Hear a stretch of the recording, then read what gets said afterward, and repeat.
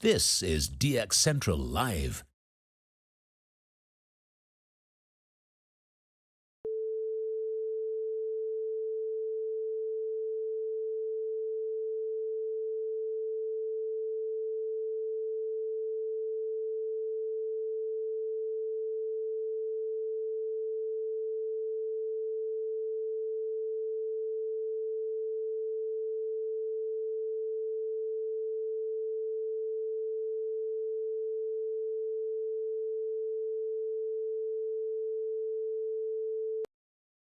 This is DX Central Live.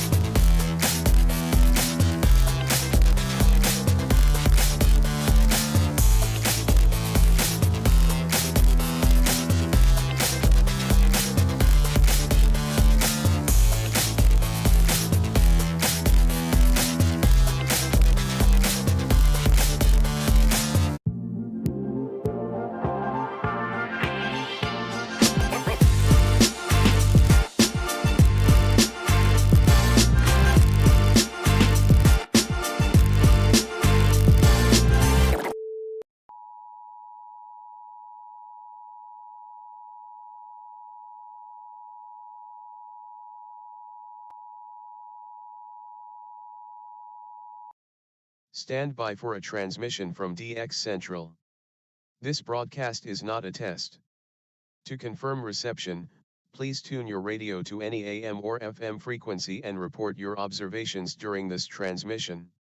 Again, this is not a test.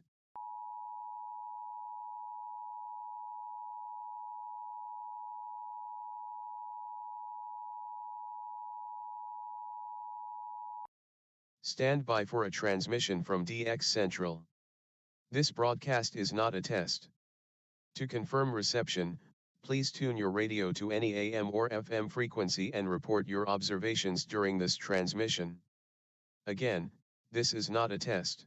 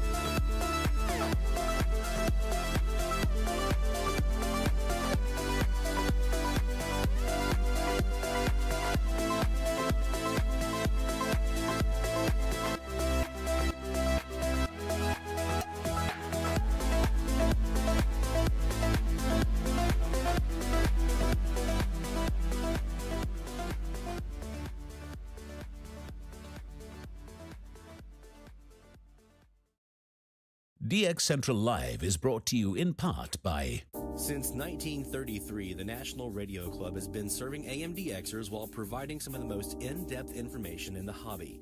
From the annual NRC AM log, a must-have reference for domestic station information, to antenna design reference manuals, and of course, the DX News Member Bulletin, which is filled with station information updates, domestic and international loggings, and a whole lot more. Become a member today. For more information, log on to nationalradioclub.org. That's nationalradioclub.org. While the HF bands can be filled with entertaining and intriguing transmissions, how do you know when and where to look? Let Teague Publishing's Global Radio Guide lead the way. In addition to its exhaustive list of time and frequency for international broadcasters, radio hobby icon Gail Van Horn brings you equipment reviews, an SDR buyer's guide, feature articles, and more. Pick up your copy today. Visit teaguepublishing.com for more information. That's teaguepublishing.com. From the pages of its DX Monitor member bulletin, members of the International Radio Club of America share their domestic and international AMDX loggings. In its Mexican log, a wealth of information can be found of stations from south of the border. Technical guides, sunrise, sunset maps, and more make the IRCA a must-join for any AMDXer. For more information, log on to ircaonline.org. That's ircaonline.org. Through crashes of static in quiet hours, we listen. In languages we can scarcely understand, and of places we have only visited in our dreams, we listen. Incessantly, we perfect our array of aerials, receivers, and resources. We refine our skills and our techniques so that we might listen. We are DX Central, and we're all about radio. Visit us at dxcentralonline.com or check us out on YouTube. Search DX Central. Keep up with DX Central. Follow us on Twitter at DX Central.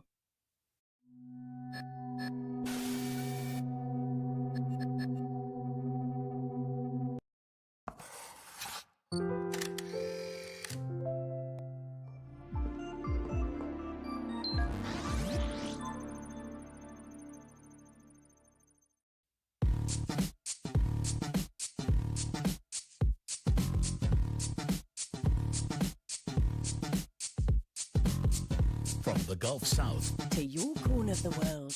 this is DX Central Live. Now here's your host, Lloyd Van Horn. All right, we have audio this week. Yeah, we do. All right, good week. Good Friday night to you. It's DX Central Live from the North Shore Studios here in Mandeville, Louisiana. Good evening, my friends, and welcome to another week of great DX. You guys had fun with this this week, 697.20? I have. It's been fun. It's been a fun one. I didn't think I'd get a whole lot. If I'm going to be honest, I didn't think. I thought, WLW was there, WGN. Got Keel up the road from me. Got Cuba down on the other side of that 710, 690 WQNO. I knew I'd have at least Kansas and Mexico on 690, maybe a couple of others on each. But this has been a good week. Got some new ones this week. A few new ones. Yeah, same here. So yeah, we'll have some stuff to talk about there. The FM is dried up. We had that nice little e-skip opening there at the beginning of January, early January, or late January. That's when it was. I'll get it out in a minute. It was late January. We had the e-skip opening there, and ever since then, after I actually spent the time to put up my 6-meter antenna, my 2-element 6-meter antenna for 6-meter e-skip. The e-skip went away. It happens that way. But that's been okay because we've had a lot of storms and everything else going on around the area. So a lot of time spent unplugged. I didn't even get started DXing this week until Wednesday for this week's challenge. So most of what we got in the last couple of days. So definitely a lot to talk about there. We got a new batch of frequencies coming up here a little bit later on in the show. The next hour we'll be talking about that. I have a couple of topics that we're going to talk about tonight. One, I've mentioned it a couple times the last couple of weeks, but Barry Banks and myself, we were talking about it this evening on the Slack channel. We were discussing the new code-channel canceller that's there in SDR Sharp. So we're going to talk a bit about that, the 1920 release candidate version of SDR Sharp and how to use that. It's an amazing leap forward in the UI for the code-channel canceller. That's been the big barrier for, I think, for a lot of folks, was just kind of understanding how to use it and how to get results out of it. Well, that's pretty much gone now. Now you just kind of turn it on and kind of work with the control a little bit, and then you can usually get something out of it.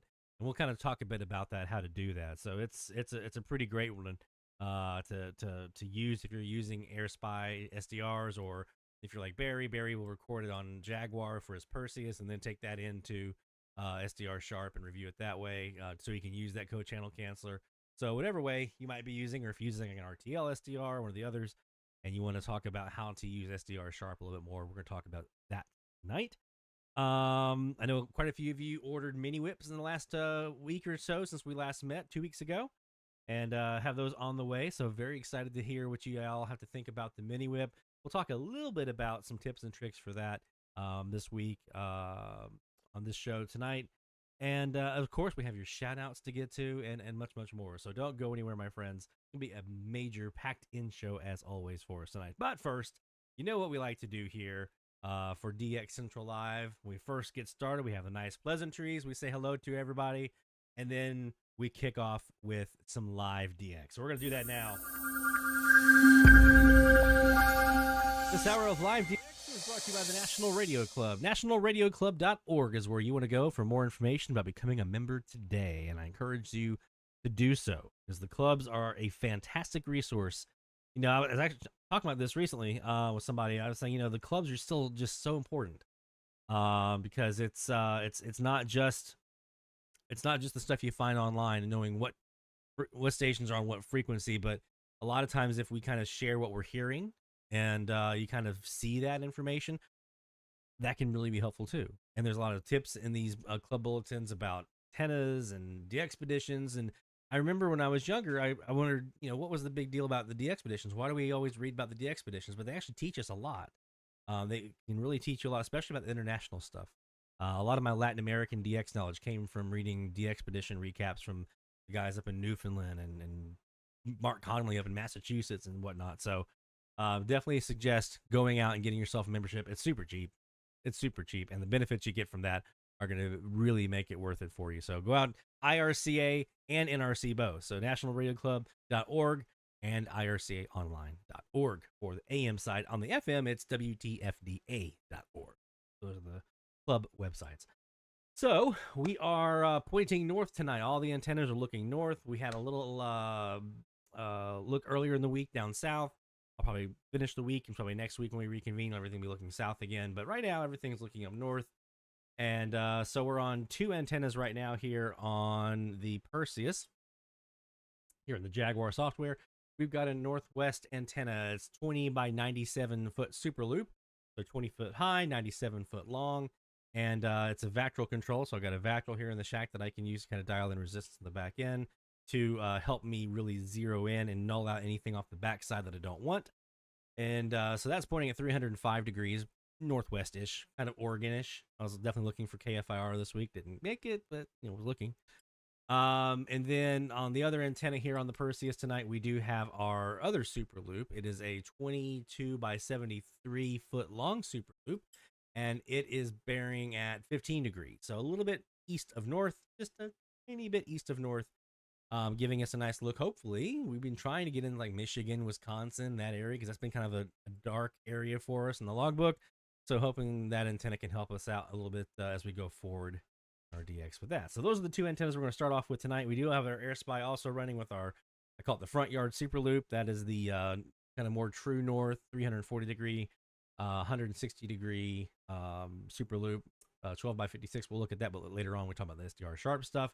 So let's start off here on a frequency that's actually been really productive this week. 690, the QNO has been kind of difficult to get around. I can phase them out, but then there's usually Kansas or Birmingham or Mexico kind of falling in. A couple of other surprises were there, but 710's been giving it to me this week. So let's start there. 90 days. CBD Pure will refund your purchase price.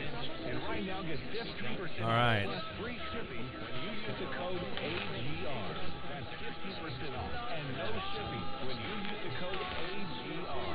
Go to cbdpure.com and use the code AGR. We got to help our friend Justin in Minnesota.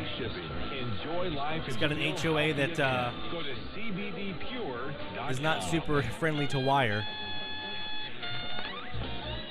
Le Bon Temps Roulette. Let the good times roll here at Tubbs City location, 615 Benton. Le Bon Temps Roulette. Full of Mardi Gras supplies. We are. You've got to help him find a inconspicuous, high-performing antenna that won't get overloaded by 50 kilowatt WCCO. Tubbs Extreme King Cake. You can and order your king cake. We got to find him a good option here. And be sure and like us on Facebook. And may God bless the USA. You spent your life looking for the one. My vote's still the W6 LVP loop. And now that you found the one, Save up your shekels, man. Get you a W6 LVP. that's how you'll feel when you find your. As a matter of fact, I'm going to talk about that in the next hour. I'm going to talk about the W6 LVP for just a second. I've talked about it so many times on the show, but I do want to kind of share something really quick about it here in the next hour. So maybe that might help your decision making. It's pretty remarkable. It can feel like you're trying to find a needle in a haystack. You can hope the right person comes along, or you can just use ZipRecruiter. And now you can try it for free at ZipRecruiter.com/radio. In fact, ZipRecruiter has helped a lot of business owners find their There you go, Jacob. Like Marco, president of operations at Telly Tires and Auto Centers. Telly Tires has grown a lot in the last few years. Rick, yeah. I'm actually taking off from work till go back on Thursday, so this is Lloyd taking a breath for a couple of days. It's been a backbreaker of a couple of weeks here at work, so looking forward to a little time off. I would encourage you, if you haven't been to a meeting, that contact your local extension office and see where... Nice, Bill. Very nice. Speaking of Bill, come on, man. Let's fire up them sirens.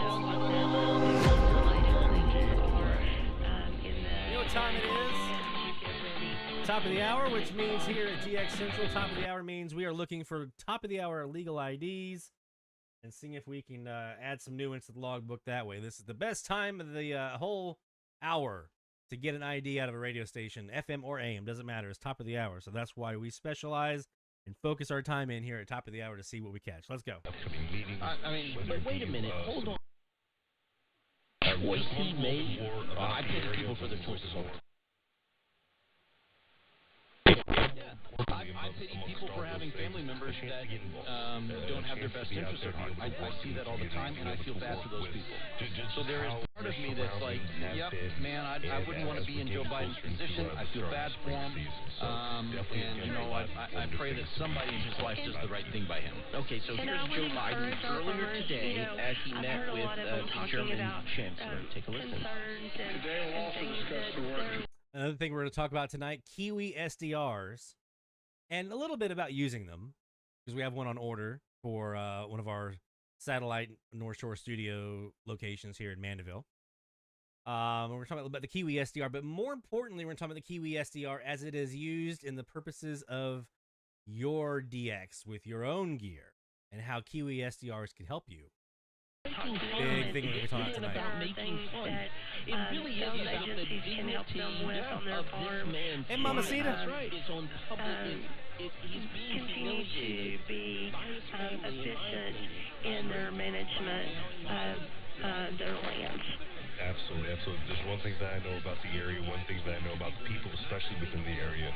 They definitely know how to adapt, definitely know how to be able to work together. Let's look a little more northeasterly.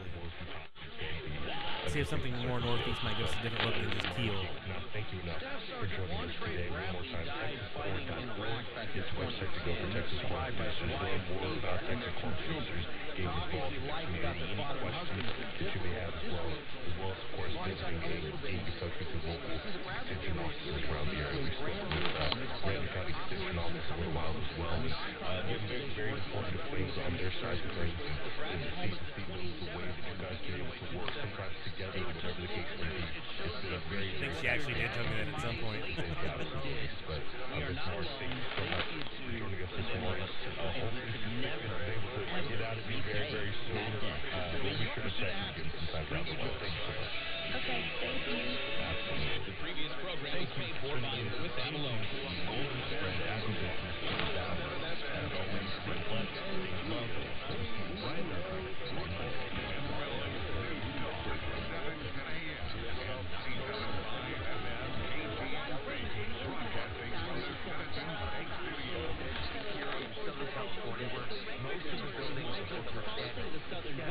All right, so I'll pause it there since we have Jaguar lets us do that. We had two IDs in there for sure that I definitely heard. There was one more I thought I might have heard, but I wasn't sure. We definitely heard KGNC Amarillo in there. That was kind of the top signal that was in there for the most part during that top of the hour sequence right there. Also heard Keel, a little bit weaker. Once I moved over to the Northeast wire, that's why I did that, because on the Northwest wire, they were the dominant station. So wanted to get a little bit further away from them to see if anything else could sneak in, and it did. We got KGNC, and I think I also heard KCMO in there for a second. Actually heard them for the first time this week on 710 here in Mandeville. Had not logged KCMO on 710 here in Mandeville. Last time I heard KCMO, it was on 810 before they changed call letters to back to WHB. So the 97.5, I'm pretty sure that was KGNC in Amarillo. It was. That's the 97.5. And then there was also the 101.7. That's Keel in Shreveport. And they usually say Keel. Big D voice guy says Keel.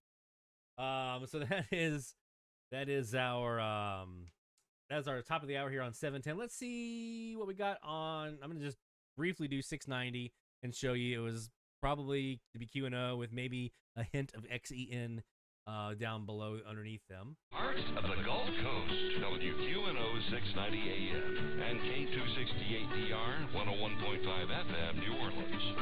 ccradio.live. Okay, so no, it was just QNO.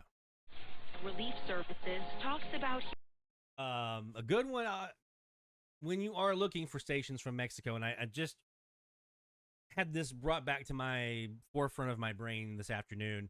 Some of you know I did a week's worth of IQ recordings during our last week in Brasstown, and I'm actually now going through those a little bit, and I'll explain why here in a little while, why I wanted to do that. But I noticed how well their Mexican national anthem stands out. Now, I'm kind of taking it for granted here in Mandeville because I've got almost 80 Mexican stations here, and they're kind of, all over the place because we are, there's nothing between me and them pretty much except for the Gulf of Mexico and some bayou, right? But in North Carolina with the W6LVP loop, wink, wink, I had, as an example, 760 WJR in Detroit, and underneath them, XEABC, and the national anthem was coming through. And this was up in the mountains up in North Carolina. So that one little thing, this was something that I used to not know back in the day. I used to not know to listen for that. I would hear that anthem potentially, not know what it was, and just listening for IDs only, I would miss it. But if you know what to listen for, sometimes those little things like that can clue you in, like, hey, that's probably a Mexican radio station underneath there. And I sure enough did hear the XEABC ID, and was able to add that to the Brasstown logbook. I don't think I had that station in Brasstown before. So now let's go to 700, where we have WLW. Although KSEV was coming in pretty loud earlier, around local sunset time, and we also had finally an appearance from KHSCE in Wiley, Texas show up tonight. Been looking for them all week. Had heard them before, but not this week. Until tonight. I thank you for checking in. But I totally understand that point, because if I'm a city, I'm saying, well, I'm not going to bid as much for the Super Bowl the next time around, because people won't be coming in and staying in my city as long as they normally would, because the game is now on a Saturday night, so they can fly out of town on Sunday so they can be at work on Monday. I get that. I think if you ask bar owners, they would say, well, I was going to say, they'd say, yeah, bring it on. It's not like they need people on Saturday nights as is. I'll concede that. But how many people go out on a Sunday night? How's that GoFundMe doing, actually, Sean?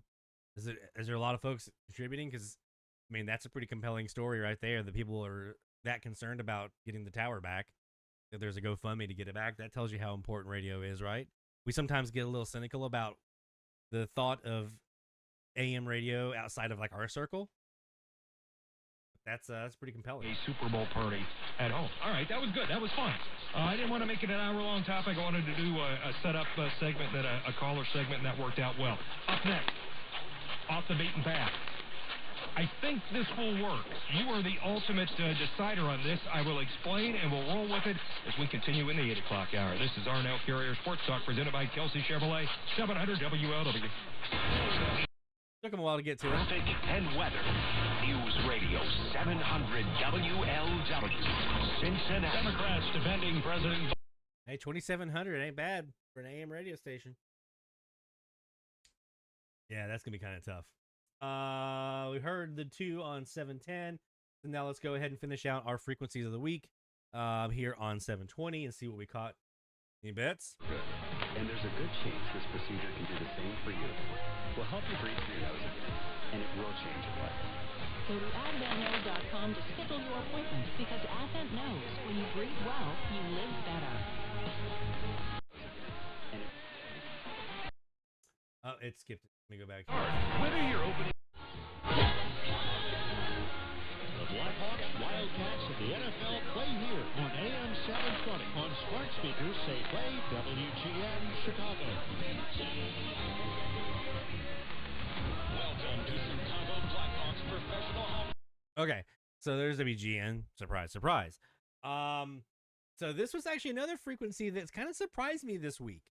I know, Sean, you and I had been talking about how 720 was kind of, WGN territory, and that's about it. This one kind of surprised me this week. WGCR used to be in my old backyard in Pisgah Forest. Heard them for the first time this week here from Mandeville. GST in Hogansville showed up. WRZN in Hernando showed up. KSAH was a daily visitor here from Universal City. And 2 out of Mexico. Heard both of them. Heard both stations. The La Bonita del Norte, XEJAGC, heard them. And the La Lupe in Saltillo. Both of those showed up. No hint of Radio Catholica or Catolica. I'm not sure how you would say that, Mike. Sorry about that if I butchered it. They're in Nicaragua. No sign of them this week, or indeed in quite a while. I don't remember how long it's been. I think it's been over a year, though, since they were last seen on Medium Wave List on the My AM tab. So, yeah, interesting week overall. Like I said, definitely a surprise. I thought this was going to be a light week for me. I thought for a lot of us, I thought it'd be kind of a light week. When you have those big clear channels like 700, 720, you don't really anticipate there being a whole lot, but you guys, and I was able to do it too, were able to really ring out those sunset and sunrise periods to get some good stuff. In fact, the other night I accidentally left my Jaguar on record all night long. I started around 10, 11 o'clock and let it roll all night. So it recorded the entire overnight and the entire morning until the next morning when I woke up and I was like, whoa, okay. So I've got a really great now recording, an overnight recording to go back and listen to. Normally I just do top of the hour. Now I've got a nice overnight I can go back and check. So that's pretty cool. Hopefully you guys had as much fun as I did this week trying out and seeing what all was there. That was kind of a surprise, right? Because I was not anticipating there to be as much there as there was with the frequencies that we were dealt and kind of looking at there. So we're going to take a quick break. When we come back, we're going to have a lot more to talk about. Obviously, this hour, we're going to get to our new frequencies of the week, the range we're going to be doing for week 7, the Medium Wave Frequency Challenge. We're going to be talking about some stuff around Kiwi SDRs. We're going to talk about SDR Sharp, get shout outs in, and a whole lot more. So don't go anywhere, my friends. More DX Central Live is coming right after this. DX Central, because we're all about radio. Visit us at dxcentralonline.com or check us out on YouTube. Search DX Central. DX Central Live is brought to you in part by... Since 1933, the National Radio Club has been serving AMDXers while providing some of the most in-depth information in the hobby. From the annual NRC AM log, a must-have reference for domestic station information, to antenna design reference manuals, and of course, the DX News Member Bulletin, which is filled with station information updates, domestic and international loggings, and a whole lot more. Become a member today. For more information, log on to nationalradioclub.org. That's nationalradioclub.org. While the HF bands can be filled with entertaining and intriguing transmissions, how do you know when and where to look? Let Teague Publishing's Global Radio Guide lead the way. In addition to its exhaustive list of time and frequency for international broadcasters, radio hobby icon Gail Van Horn brings you equipment reviews, an SDR buyer's guide, feature articles, and more. Pick up your copy today. Visit teaguepublishing.com for more information. That's teaguepublishing.com. From the pages of its DX Monitor Member Bulletin, members of the International Radio Club of America share their domestic and international AMDX loggings. In its Mexican log, a wealth of information can be found of stations from south of the border. technical guides, sunrise, sunset maps, and more make the IRCA a must-join for any AMDXer. For more information, log on to ircaonline.org. That's ircaonline.org. Through crashes of static in quiet hours, we listen. In languages we can scarcely understand, and of places we have only visited in our dreams, we listen. Incessantly, we perfect our array of aerials, receivers, and resources. We refine our skills and our techniques so that we might listen. We are DX Central, and we're all about radio. Visit us at dxcentralonline.com or check us out on YouTube. Search DX Central. Keep up with DX Central. Follow us on Twitter at DX Central.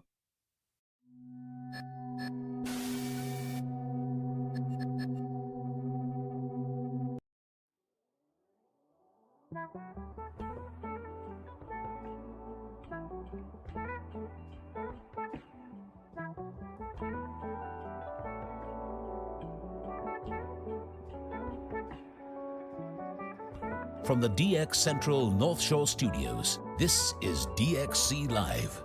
Now here's your host, Lloyd Van Horn. Smooth like butter, baby. It's DX Central Live from the North Shore Studios here in Mandeville, Louisiana, every Friday night. Most Friday nights. We did take off last week, but every other Friday night just about at 6:45 Central Time. That's 00:45 UTC, at least until we get to daylight savings. And we bring you live DX. We bring you tips, tricks, and a whole lot more. We give you shout-outs. It's an opportunity for you to share what you've been hearing. As a matter of fact, make sure you get those shout-outs in. We have a shout-out form a little further up the chat, Bill. I'm not sure if you have that handy. You want to throw that in there, or anyone who wants to throw that in the chat and let folks get their submissions in. We'll be getting to those here in just a bit. So you have a chance to sound the horn of victory. It's a beautiful thing. And we've got some good ones this week. And I know I've been seeing in the Slack channel, I've been seeing you guys talk about some of the stuff you're hearing this week. So I know we got some good stuff this week. Maybe a moose might get loose. Or we're handing out some gumbo, because on 690 this week, somebody heard to be Q&O for the first time. So we're definitely going to be handing out some gumbo. All right. So get those shout outs in, and we'll get you a chance to have a nice pat on the back here in a little bit. But first, before we get to our first segment here, I want to talk about the W6 LVP loop. So from Justin up in Minnesota, our friend who UB Studios has a live stream that he does as well, usually on Saturday nights.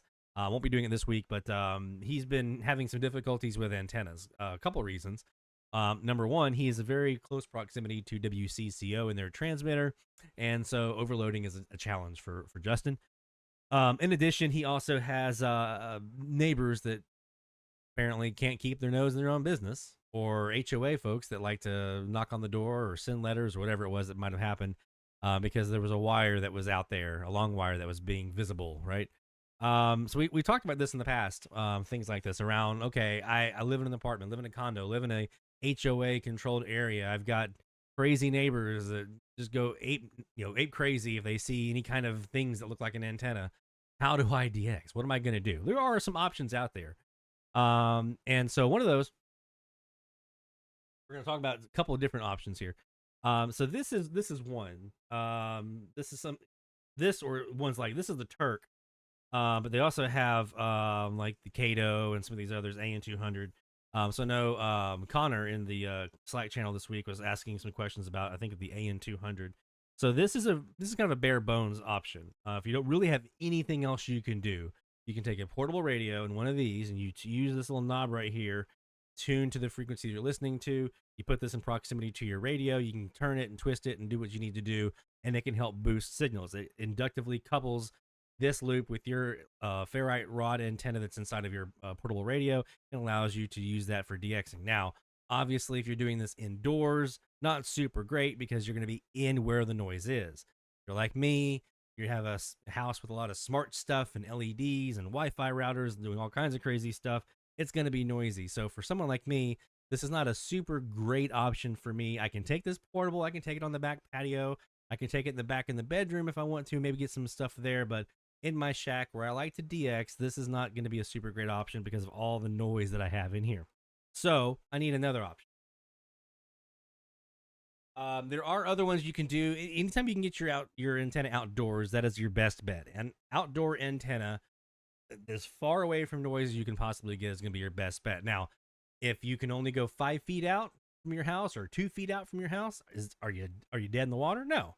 You're going to be able to DX, just maybe not as good as you would if you had it 10 feet out or 15 feet out. You might get better results the further away it is, but you're still going to be able to DX. I always use the example. I have a little magnetic portable W6 LVP mag loop. Okay, it's a little smaller version. It's the portable version that I pack in my suitcase whenever I take a trip for my day job, and I go to California or Omaha or wherever it is I'm going on my trip, and I bring that and with me, a laptop, my Surface Pro 6 sitting right back here, and my RSPDX or my AirSpy, and I bring that with me and I set it up and I do recordings from the hotel room, and boom, I come back and I've got now a chance to DX from another part of the world, right? Or another part of the country. And they do really, really good. They do really, really good. Even in the hotel room, I get good DX.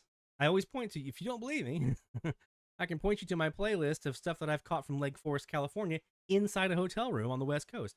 Good stuff. Really, really good stuff. Including Cuba on 1180. Cuba from Lake Forest, California, just outside south of LA. Cuba on 1180 from a portable loop antenna inside a hotel room. It can be done, right? You can do stuff that way. So is it going to work better if you're outside? Probably yes. And the old rule of thumb that Dad always told me was the more wire you have in the air, the more capture area you have, the more it's going to do at getting signals and pull signals in. So if you have an opportunity to get a bigger loop versus a smaller loop, get the bigger loop, get it outdoors, and you're going to have a better performance. I'm a big believer in the W6 LVP loop, and it was brought back to my attention again today. So I saw the conversation we were having with Justin about his HOA and neighbor struggles with the wires. And I was going back through and I'm reviewing my Brasstown recording, starting that up again. And all that I had was a W6 LVP loop sitting on top of some PVC, maybe 8 feet off the ground, 7 feet off the ground. It doesn't even have to be that high, honestly. It can be like a foot or two off the ground. I've had great success doing that too. So in this case, it was just a W6 LVP loop out away from the house as far as I could possibly get it and still be kind of inconspicuous if you needed to be. And I'm hearing all kinds of stuff. Just absolutely great stuff. And if you find yourself sitting there and maybe you've got some noise, the great thing about a loop is you can turn that bad boy. When you turn it, you get away from the noise. I know Bill's a big believer in the W6 LVP loop now. He's been getting a lot of, I saw 234 since October that he's heard using his loop, and he already had over 1,000 stations. So that tells you something. So they are a little more expensive than some of the cheaper options that are out there. They're not as much as a Wellbrook used to be, but they are still pretty expensive compared to like a U-Loop or, you know, one of the smaller, cheaper models out there, the MLA30, the Kato, K180, things like, not Kato, the K180, things like that. So it's worth it, you know, if you're getting a tax refund this year, or if you just have some money, want to stash back for a little while, maybe get it ready for next DX season, I highly recommend. And the cool thing about the W6 LVP loop, and don't tell Larry Plummer I told you this because he'll deny it. It can also work on FM. It also works on FM. And when eSkip is open, all you need is some wire in the air and eSkip will find its way into your receiver. So if you have a loop antenna, it's not going to be super awesome for like Tropo and things like that. It'll work. It'll get you stuff. It's not going to be like crazy like a Yagi, but during an eSkip opening, yeah, damn right. You're going to get some good FM eSkip receptions using that W6 LVP loop, the same one that you use for AM radio. It can also be worked for HF as well if you're looking to do some shortwave listening. It's going to get you that FM, AM, shortwave. It's going to get you long wave stuff. It is a really great, versatile antenna. A big believer in it. I've sent so many people to Larry Plummer's website to buy these things, and everyone who has come back and been like, yes, I love it. So you guys, obviously, who do use it, chat amongst yourselves, and you know what your experience has been with that loop. And if you have other recommendations, I have a U-Loop. I love it as well. I've done a lot of good stuff with it over the years. You know, I tried the MLA30. I tried the K180. Wasn't impressed. Didn't give me great results. The U-Loop and the W6 are probably my two favorite loop antennas that I've tried. I never did have a chance to do a Wellbrook, so I can't speak to that. I know Stephanie, who usually is in the chat, that joins us usually from California. She has 2 of those on her balcony that she uses with a phaser, and it works great. I mean, she hears some great stuff out there. So definitely in the chat, compare notes, but just wanted to kind of drop that nugget in there. So if you're like Justin and you have an option now, is that going to work with a portable radio? If you have an antenna jack on your portable radio, yes, but it might overload that sucker. You have to be careful on that. So that's where I go back again to, okay, so now if you are going to buy yourself a W6 LVP loop, if you have not yet done so yet, I highly recommend that you jump onto the SDR train and get in. You know, if you have a computer laying around your house that you're using, you already have what you need for an SDR. Okay, it doesn't have to be a super fancy, crazy expensive, tons of memory, graphics card, and everything else out there. You don't have to have all that. You just need a good, just a stable computer with a spare USB port. It doesn't even have to be USB 3, just a spare USB port. You can plug that AirSpy in, RSPDX in, and plug that into your antenna and watch the DX pour in. It will change how you DX. I promise you. I promise you. So the AirSpy is what, 160, and the W6 LVP loop's about was it just under 300? I think 295, 285, somewhere in there. You can get the W6, or you can get the AirSpy on a deal sometimes around the holidays and stuff. Big recommendation from us at DX Central. Those 2, and the RSPDX is another solid option. I haven't tried the 1B yet, the new RSP 1B. I haven't tried that. I'm still playing with the Duo that I recently picked up for FM mostly. But yeah, big believer in get yourself an SDR, get yourself a mag loop. That's what I did in 2018, and it transformed how I DX, and I never want to go back to portables or a desktop radio. I've got a Drake R8. Haven't touched it. Got an ICOM R72. Haven't touched it. Got a Kingwood R2000. Nope. SDR. SDRs are where it's at. So, all right, let's talk. Speaking about SDRs, we're going to talk about some Kiwi SDR stuff here in a little bit, specifically how you can utilize a Kiwi to help you DX. So whether you're using a Kiwi or not, like I don't have a Kiwi right now. We do have one on order, the new Kiwi 2 we have on order for our satellite North Shore studios over at Mom's house here in Mandeville. We're going to get that up and running. Hopefully whenever it gets here, we're going to get a nice antenna on that and see how it goes. But more for as a DXer. I don't have a Kiwi. I'm just a DXer. What can a Kiwi do for me? We're going to talk about that this hour a little later on.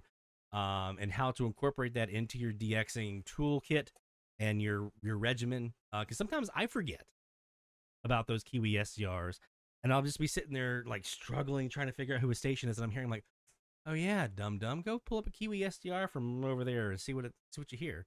And it has helped me so many times. So we'll talk about that this hour. All right, so let's talk a bit about shout outs. Wait. You guys want to get to some shout outs before we go much further? I at least want to get a couple in before we really get too deep into the program. And looks like, yeah, we got some good ones coming in already. So make sure you get your shout outs in if you have not yet done so. Hit that form. In fact, let me go ahead and I'll just copy it here. And I will paste that link into the chat. Bam, there it goes. So hit the shout out link there and let us know anything you've heard over actually the last 2 weeks since we took the last week off. New logs, new stations that you've heard, new states, new countries, new Canadian provinces. We want to get the moose loose. New stations from the state of Louisiana that you hadn't heard before. New Mexican states from Estados de Mexico. New countries. Those are the things we're looking for here. Or if you hit a big milestone, or if you just have something cool that you said, you know what, I didn't really have anything major, but I got a new piece of gear. Awesome. Let's applaud that. That's a big deal. New piece of gear is a big deal. So let's start with John Johnson in Arizona, in Mesa, Arizona. Our first shout out of the week. New logging. Actually, let me do a text wrap here so I can more easily read. New logging while gathering DX challenge stations. Heard KFIA in Carmichael, California on 710. The 176th California logging, number 861 from 9 years of DXing in Mesa, Arizona. My friend.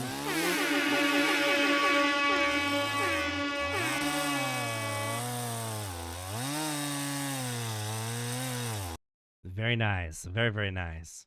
Oh, by the way, those little W6 LVP loops or U loops, things like that. I also have a video up here on the YouTube channel that you can find about how to make a little inexpensive, tiny little H stand out of PVC that you can mount it onto. Takes care of it. I have like 4 of those stands here that I use for various antennas. Love it. I can't take credit for it. The design came from Larry Plummer from W6 LVP himself. But super, super easy to build, super, super easy to deploy, and gives you a nice stable base for your antenna, and lets you pull it back in if you need to at night or whenever, during the day. You can do that. Makes it a lot easier to pull it into a patio, and then no one can really see it. David Pete, Old Town, Maine. Got a couple in here. Number 3 from the country. Canadian province of Alberta, CJLI 700. That's a new log form. 700 XEDKR in Guadalajara. That's a New Mexican state for him, Jalisco. So we're going to get you a little chance to get some of that in here. And 710 Keel. That's a new log from the state of Louisiana. And that's number 3 from Louisiana from Maine and David. So, David, let's start here with the top. And we got the new log.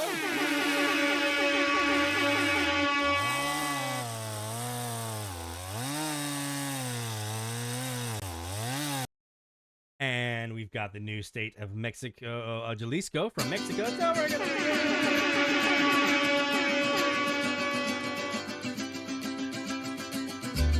Dun, dun, dun, dun, dun, dun.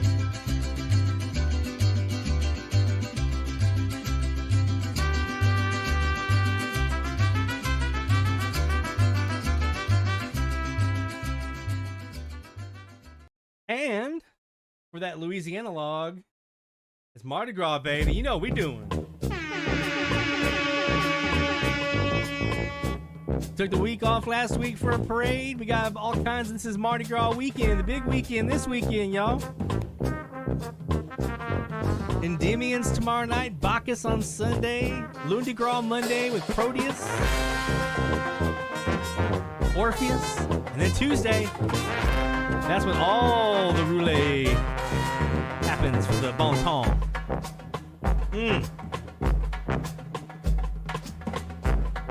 Good job, David, my friend. Congrats on the new logs there from the state of Maine. So glad to have you as part of the crew here. That's crew with a K, by the way. Barry, our friend, our residual top dog on the medium wave frequency challenge. 2 new logs. Unfortunately, they weren't new provinces, but new logs nonetheless, including 700 CJLI in Calgary, Alberta. I didn't hear them this week. I need to give that one another look and see if I can maybe nail that one in. 890 CJDC in Dawson Creek, British Columbia. I don't want to wait for British Columbia to be over. 2 new logs for him, my friend.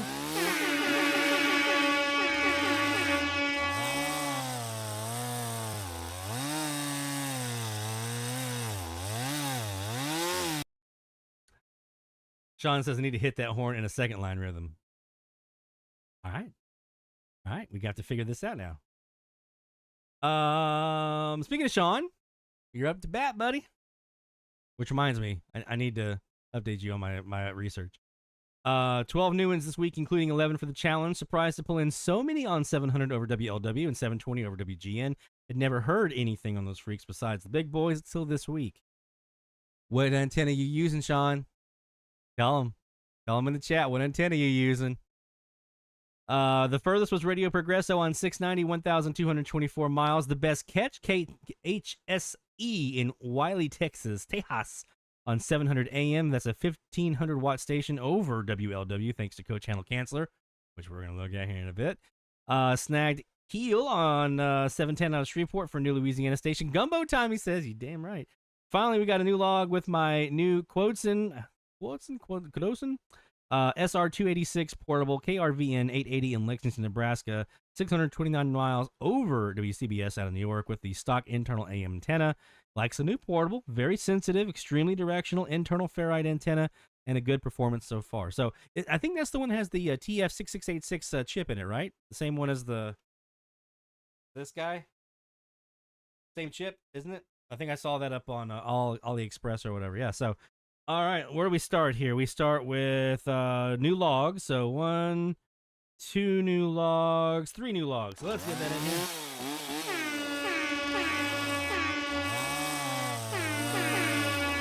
It's kind of hard to do in the second line rhythm. And we're making that gumbo for you too, man.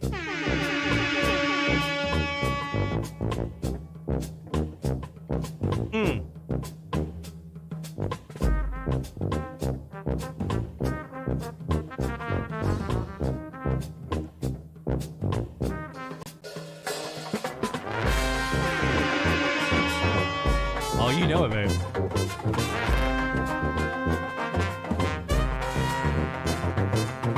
Promise you, St. Charles looks nothing like that right now. You drive down St. Charles right now, and it's just a sea of beads up in the trees. It's actually really pretty. All the beads up in the trees, which is a tradition in this city. So, all right. There's our first round. We'll get to more shout-outs. I know we got Charles in here, Tim, Carl, Mike, a bunch of y'all, Dennis. So we're going to get to all you guys here in a bit, but I want to at least get the first round in before we get too far into the show. All right. So we have our announcement for our medium wave frequency challenge, new range of the new week here coming up here in a bit. But first, I want to spend some time talking about the code channel canceller within SDR Sharp. So let's look at that together, shall we? Mike says if you make one of those PV yard links, my smaller version toppled over a few times and probably killed the preamp. Good call. Yeah, a little wider base never hurt anything. So I think it's I forget how many inches. 21 inches I think is the standard that he has on the design. 21, 22 inches, somewhere in there for the feet. Maybe I'm thinking about different measurement, but yeah, if you go wider, gives it a nice stable base. Should help a lot, especially if you're going to have it taller. The taller you have it up off the ground, the wider you want that base to be, obviously. All right, so let's take a look here at the code channel canceller, and I'm going to show you guys, where was I? Where's a frequency where I have a nice dichotomy to look at here? But you didn't know I knew that word, the fancy word. Let's look at 600, shall we? All right, let's go up here to the AirSpy HF Plus Discovery, and I'm sitting here on my 12x56 Superloop, pointing at 340 degrees right now, and we're going to take a look and see what we have here on 600, okay? You'll find a better frequency than 600. Oh, hell, let's just do 690. That might work better. Okay, let's try 690 out and see if I can, well, it might be a little strong. See if I can dip.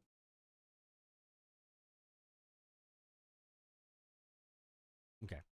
All right. So with this code channel, so this is 1920, version 1920, 1.0.0.1920. This is not the official release that's out there right now. I know where I was. Hold up. Let me do. I think it was there. This is not the official release. That's the most current release that's out right now for AirSpy's SDR Sharp. This is a release candidate. Youssef from AirSpy. His name is Prog on Twitter /X. If you follow him there, you'll a lot of times you'll get little tidbits like this before they're like everyone else gets to them. So he actually posted the link for this this new release, this release candidate up on Twitter. It's actually, if you go to his Twitter page, his Twitter account, it's the pinned tweet with the GitHub link. That's the link you want to go to get this release candidate 1920. So this is 1660 right now. Now, let me just let you listen to what we have on 1660 normally here.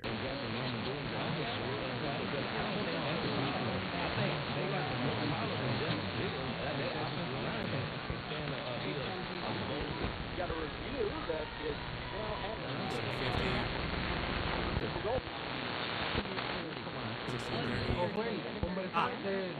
1620 was one of them. This is 1620. That was one of the ones I was looking at that had this. So you have a couple stations in here, right?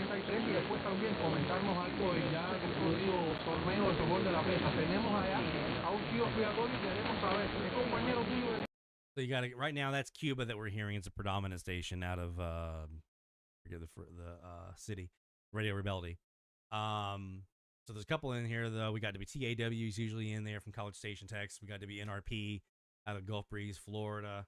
So there's a couple usually in here. So let me just show you what we have. So with this code channel canceller, the first thing you're gonna want to have is you want to have your mode in preferably DSB. That's your best bet. DSB is usually your best bet. I try to get my bandwidth kind of wide, nice and wide.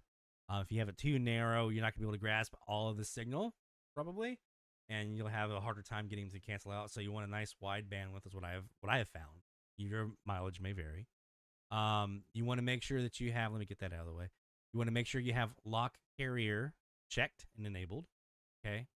And I like the binaural. You don't have to do binaural for the code channel canceller. I just like it. I think it helps a little bit with my DX, so give that a shot. You want to make sure you have this micro tuner here. So up here in the little hamburger on the left-hand side, make sure you have micro tuner checked. And I keep it down here at the bottom. And what you're looking for here are these kind of peaks. You see these peaks right here, these little areas where you have a stronger signal, it looks like. Those are the different carriers that it's finding on the frequency. And you can actually go to each one of those. And I've actually set on a frequency before and just gone from one to the other to the other. And each time I did, it killed out a different station. So let me show you. Frequency was it? It was 1640? No, 1680. Oh, we got some noise tonight, don't we? Yikes. Yikes bikes. I'm going to let this micro tuner kind of fill in here for a second. That's one thing. As you sit, you'll kind of notice it's kind of rising up a little bit here on this chart. It's getting a little bit higher, so it's kind of filling in a little bit. So what you can do is you have two options. You can either manually tune to whichever carrier here on this micro tuner that you want to use. Okay, so you can go balance back and forth between like this one and here and here and here and see which one gets rid of the station you're trying to get rid of. You can also go to auto tune here on this little checkbox right here on the AM code channel canceller. That'll just get rid of whatever's the loudest. So you can do that. I find that sometimes it slips in and out a little bit, which can be annoying. It can do it anyway if you're kind of manually doing it, but I find it happens more with auto tune because sometimes you might have another station that's kind of coming up, and so it's letting that other station kind of come back in a little bit, right? So I like to have more control over where it is on this micro tuner that's trying to tune out, which offset it's trying to get rid of. So let me show you here what I mean. So we've got two stations. There's a country station in here. That's KRJO in Monroe. And there's another station underneath him that's playing kind of an urban sounding music that is probably to be OKB in Winter Garden, Florida. So now let me just bounce back and forth here and show you what this canceller can do. Turn it on. Oh, you also want to make sure this remove carrier box is checked. I think it does it by default, but I just like to have that checked. Okay. So now I'm just going to pick one of these peaks. I'll pick the other one. Now you can play here with this correction slider. You can kind of play with that a little bit if you want to add a little bit more or take a little bit more off. If there's nothing underneath there's nothing underneath. For one thing, you can get rid of WSM, but if there's nothing under WSM, guess what? Code channel canceller is not going to create a station for it. So sometimes with really, really super strong stations, it works really well. Sometimes it has a harder time getting rid of them, especially if they're mega wide, I've noticed. But typically in here, this is where I kind of usually set up somewhere around a 5 or so on this correction meter. And so all you're doing is you're double clicking. I know my camera's flicking in and out. You're double clicking on these little peaks right here. So I'll double click right here to this one. And now that's going to get rid of this peak. Now, when I do that, if I'm still hearing the station that I'm trying to get rid of kind of cutting in and out a little bit, that's where I'll increase the amount of correction a little bit. Sometimes it needs a little bit more to get rid of that completely.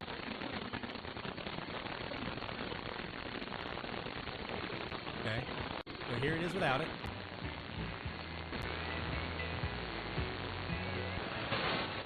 Now I get rid of KRJO.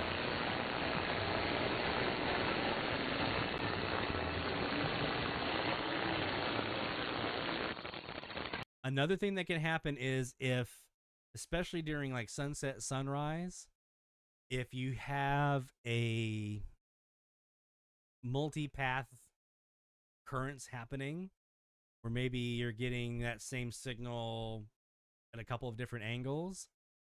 Just like with phasing, this is not true for phasing. It's not true diversity, I don't think, from what I understand of how Youssef designed it. I don't think it's true diversity in phasing. But I believe I've noticed sometimes where I'll have a station kind of come after I've already canceled them out, will kind of come back in. That also can happen, as you kind of see here. The peak is kind of shifted over a little bit to the left. Well, that's a carrier that's got a little bit of drift. That can also cause you to lose the cancel out. So every once in a while you may have to readjust your cancel. That's okay.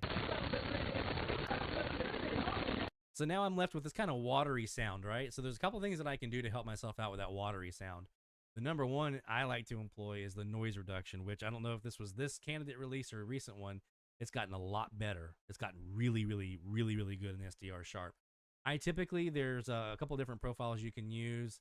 If you're listening to like Zoomer radio and you're up in the Northeast, this hi-fi is a really good one. It sounds really, really good to kind of clear up and make it almost like an FM station. I usually have it in DX or weak or extreme if it's like really, really, really messy. But I usually got to keep it in DX and watch what happens when I engage. I'm going to pull this down, this threshold down. Watch what happens as I increase my threshold here. Turn it back on. Watch what happens as I increase my threshold.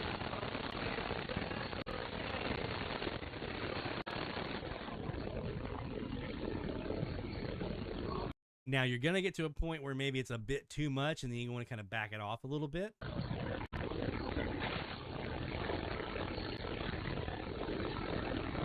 You can also try changing up your profile.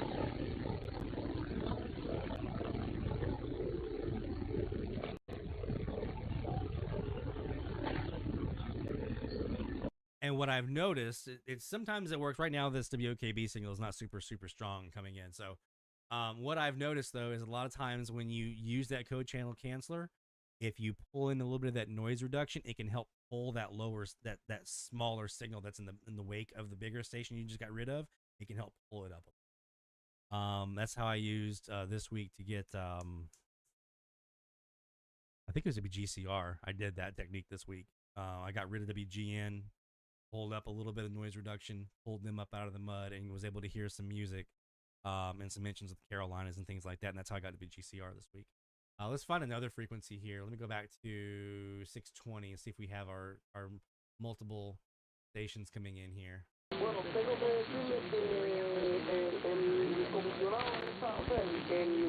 Alright, so let's play with it here. We'll back this to 5. Let's turn it on. Auto tune. I'll show you how that works.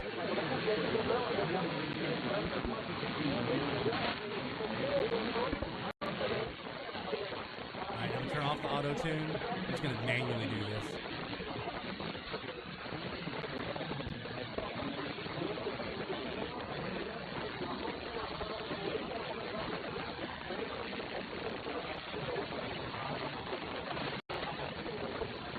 A little noise reduction.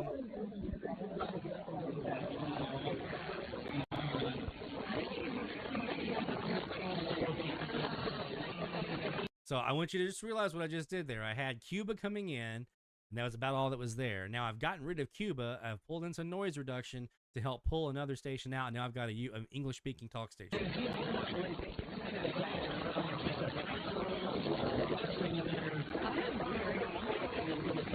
Now I can ride that hopefully as long as they stick around for an ID. And that's one that it would not have been in my log if I wasn't able to do that, okay?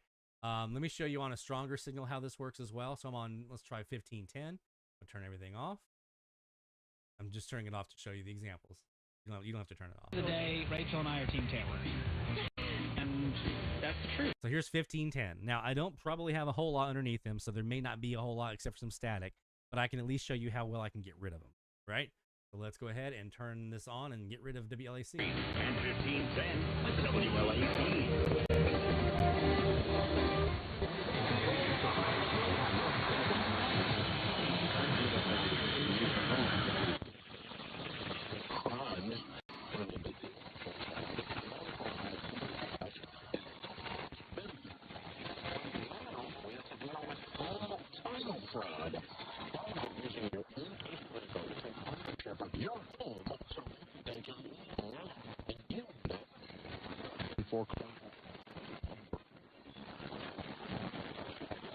So I'm going to use the auto tune here. Normally I try to kind of do it more control, but I seem like I'm getting better results with the auto tune. So we're going to let that take place. Hear the Spanish music coming up underneath it. See if we can pull that up a little bit.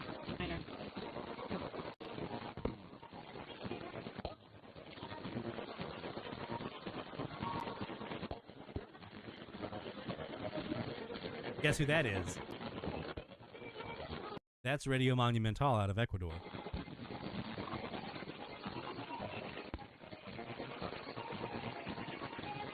Now, you will have some of that clipping cutting in and out from WLAC. They're a strong station. It's not super easy to get rid of them entirely. So with that auto-tune, it's going to kind of struggle to kind of keep a lock on that carrier, especially if there's a station that has a shift with it. But you can see I don't need any fancy gear. I'm not using a phaser over here. I've got a phaser, but I don't need it right now, right? I have one antenna. I don't have multiple antennas. I got one antenna. I've got my AirSpy HF Plus Discovery, SDR Sharp, and this co-channel canceller. That's all I need. That's all I need. One antenna, $160 SDR, a bit of free software. Look what I just did. Barry, our friend Barry, posted a clip in the Slack channel. I think he did it on Twitter as well, of him. And if you have a link to any of this, Barry, that you want to throw in from your Twitter post or whatever it was, I think you did one. Feel free to throw it in the chat of him actually using this to hear KNWN out of Seattle, Washington, from Tennessee on 1,000 kilohertz. And the difference when he switched that co-channel canceller on, it was amazing. It was absolutely amazing. So I'm a big believer in this co-channel canceller. Now, it hasn't always been super intuitive and easy for a lot of folks to use. I get that. This new release candidate, this 1920, this solves that. This makes it foolproof to go in there and use it. You saw how easy that was. I can use the micro tuner to do it myself, to get to that carrier that I want to use on those peaks that are on the bottom down there, or I can use the auto tune if I want to let the software figure out which the loudest station is that I want to get rid of. But maybe I don't want to get rid of the loudest station. Maybe I want to get rid of another station. I can use that micro tuner, turn off the auto tune, use the micro tuner to do it myself. Dial in your correction, throw a little noise reduction underneath that as well to kind of clean up the signal a little bit. You'd be surprised. You'd be really surprised at how well this works. So, huge believer. Gerard mentions there's a co-channel canceller for FM also. Yes, there is. And best believe I'm going to be putting that into use during Tropo season here in the Gulf Coast. Damn right I am. Absolutely I am. So, all right, my friends. That is the co-channel canceller for AM and FM. It works exactly the same for FM. For the most part, instead of correction, it's called sensitivity. And you probably won't need to use as much noise reduction on the FM side, but you can dial in that canceling out.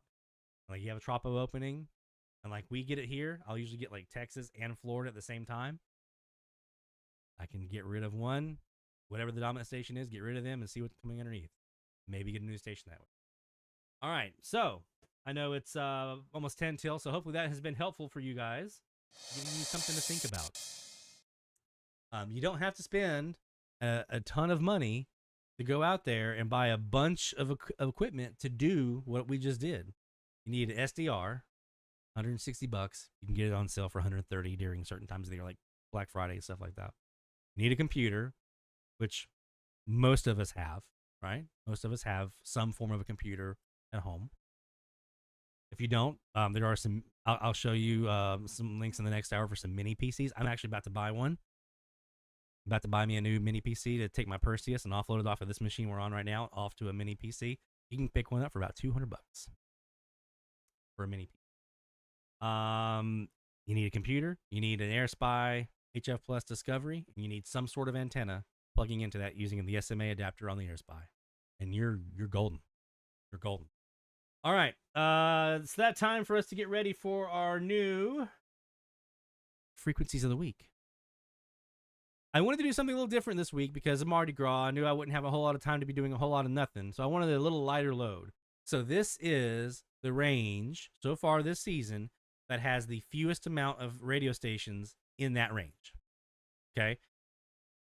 Now it's a bit wider of a frequency range than what we've been doing. more frequencies, fewer stations. Where are we going? Let's take a look.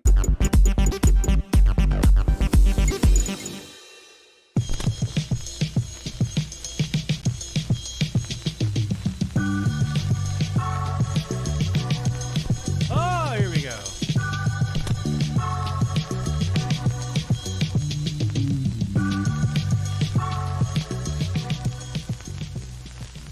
David got it. Expanded band. We're going back up to 1610 to 1710, the whole thing.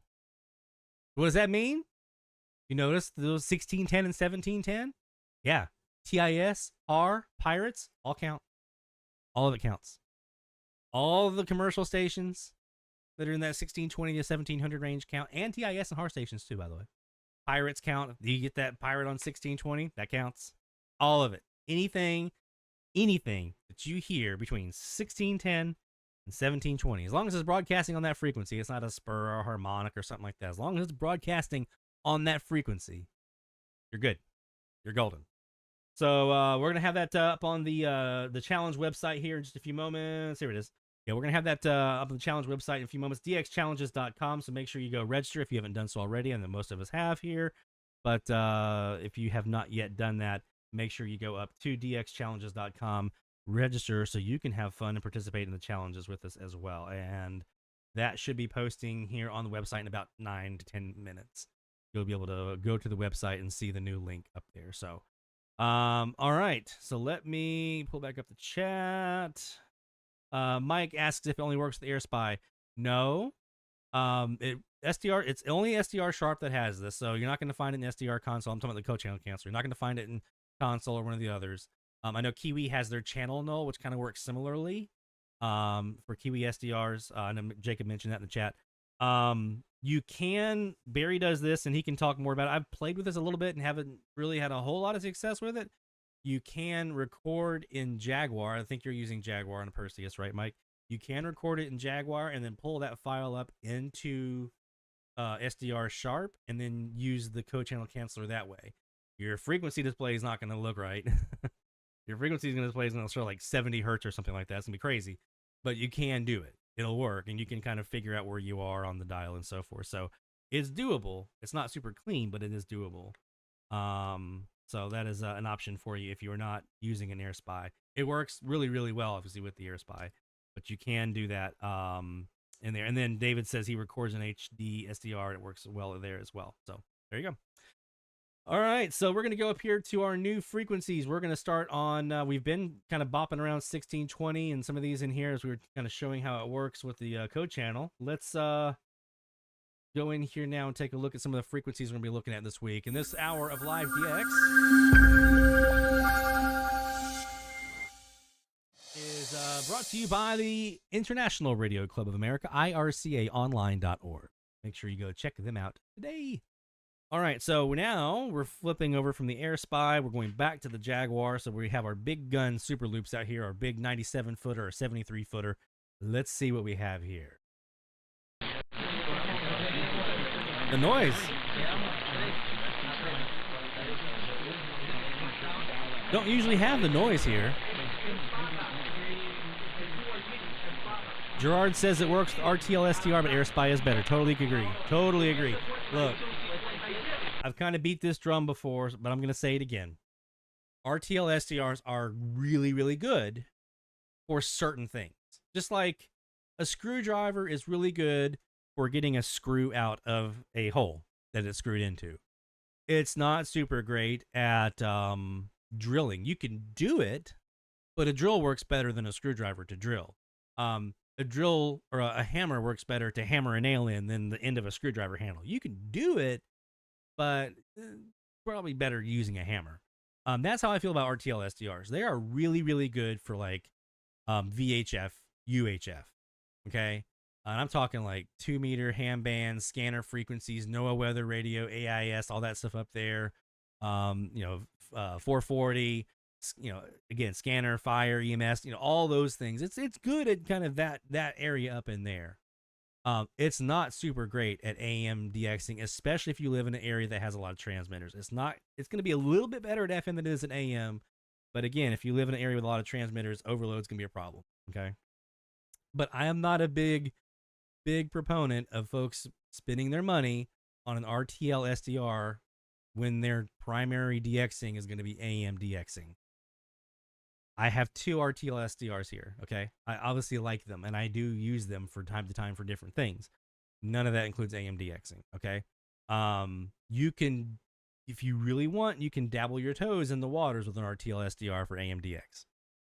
You're going to find out pretty quick. There's going to be a ceiling you're going to reach pretty fast of, okay, I want to hear more, and I'm not going to be able to do it here. I need to get another SDR. Save your money. Get an AirSpy. Get an RSP DX. Any of these other ones that are out there, RSP 1As, things like that, or 1B. Get one of the other SDRs that are out there. If your primary DX is going to be AM. If your primary stuff is like scanners and VHF and UHF stuff, knock yourself out. Knock yourself out. That's going to be a great, and I use it for that purpose. I use it for that stuff. I have one that I'm going to be using for like some ship traffic stuff and some NOAA weather radio stuff, right? On 162 megahertz. So it works great for that kind of stuff, but don't expect it to be super great. AM side is not really built for that necessarily. Okay. All right. We're going to start here again on 1620 and see what we got. It does go down lower. Jacob actually used to use an RTL at one time until he got an RSP. He'll tell you how much of a difference that makes.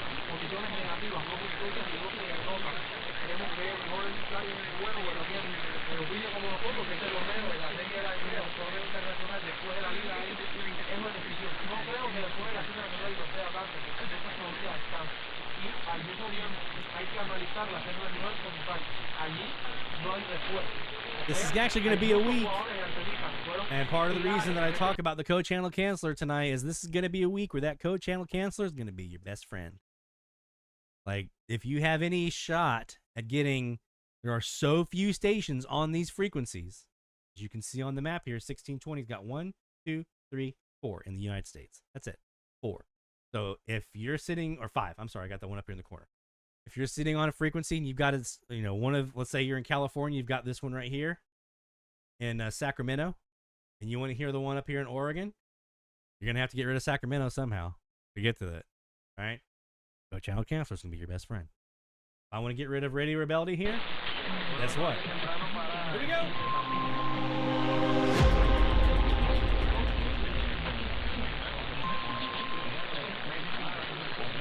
Top of the hour time frame. And we are recording, so we can go check all these frequencies out.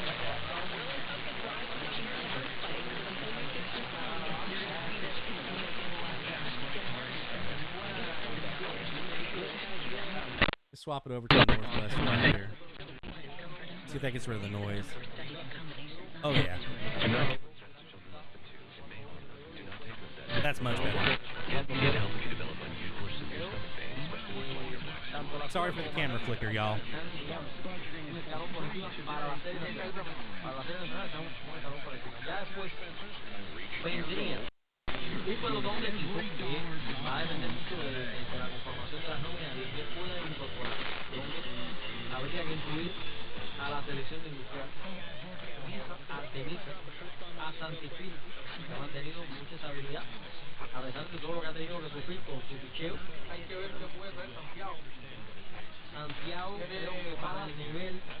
Hey Antoine, I'm just scrolling through the chat here to look at everybody, what we're talking about. Alright, I'll shut up, it's time of the hour.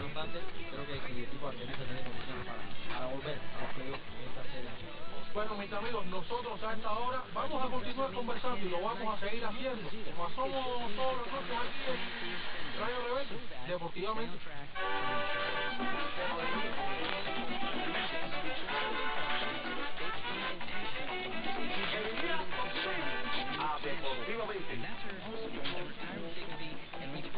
El programa que juega duro.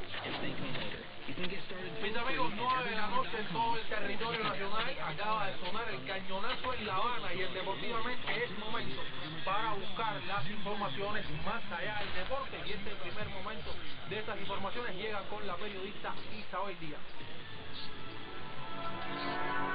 Lo que necesitas para estar al día. Las noticias. La educación cubana y la educación superior en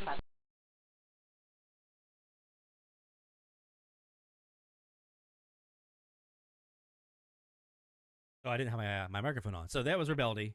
We had, I think, WNRP underneath them as well, IDing in there. But that was the big gun here on 1620 is going to be Rebeldy. I'm so close to Cuba, as you can see here.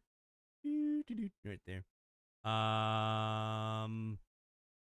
Jeff, I've got you. Let me find it here. Just got to find Prog's page. If you're on Twitter, it's on his account at the top. Oh, if it'll let me log in here.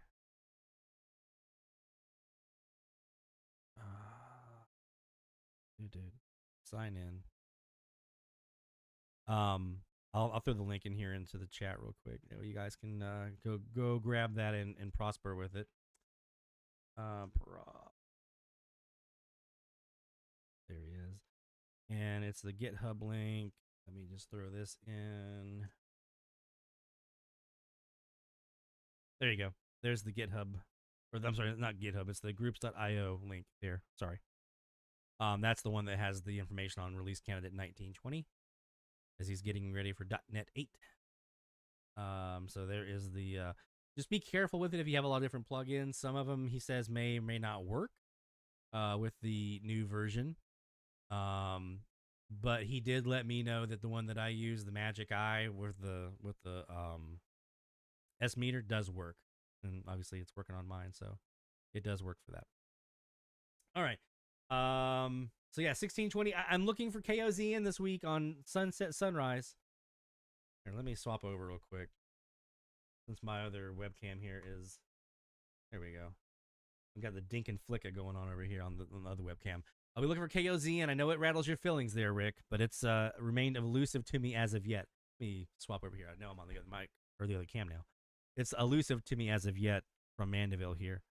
Let's see. Let's go to 1630 and see what did we catch at the top of the hour on 1630. Headlines every 30 minutes. Breaking news at once. The Black Information Network. Dallas's BIN 970 and 1630.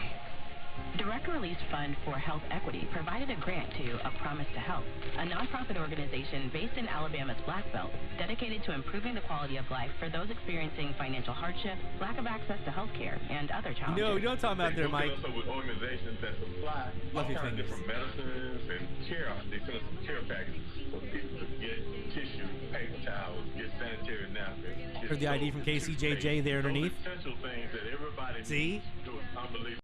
This is one of those times when that code channel canceler would be crushing it.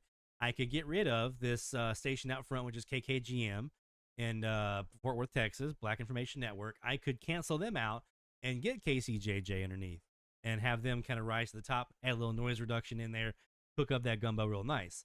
But right now, they're underneath a little bit. So this is what, without a code channel canceler, this is what, or a phaser, this is kind of what I'm stuck with.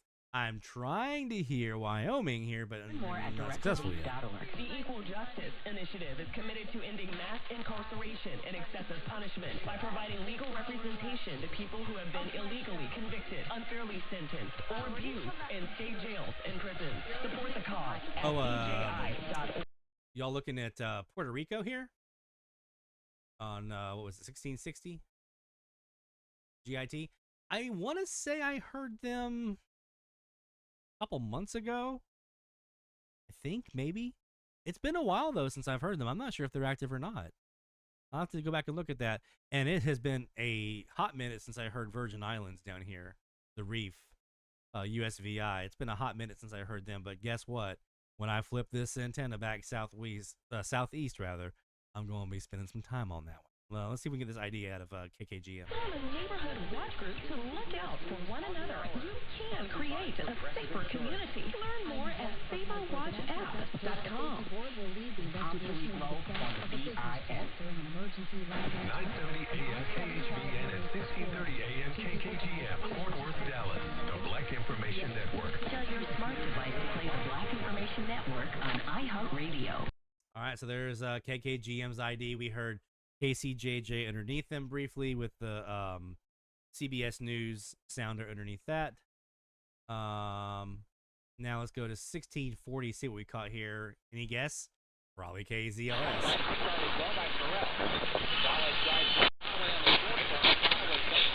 Now, here's interesting. I've got a loud one on 1630 on KKGM. Got a loud one on 1650, so both lower and upper sidebands are not really helping me out very much.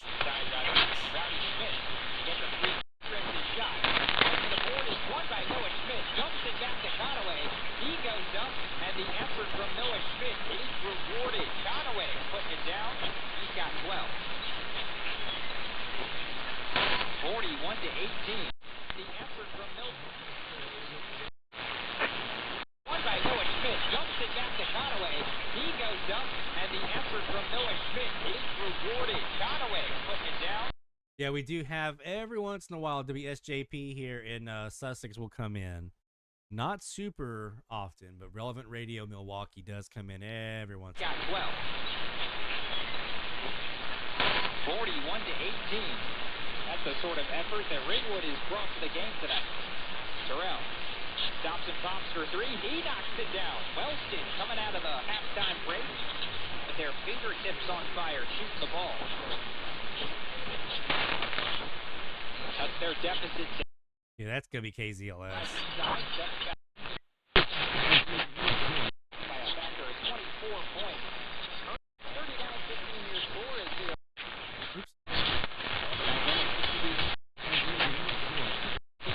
My bad.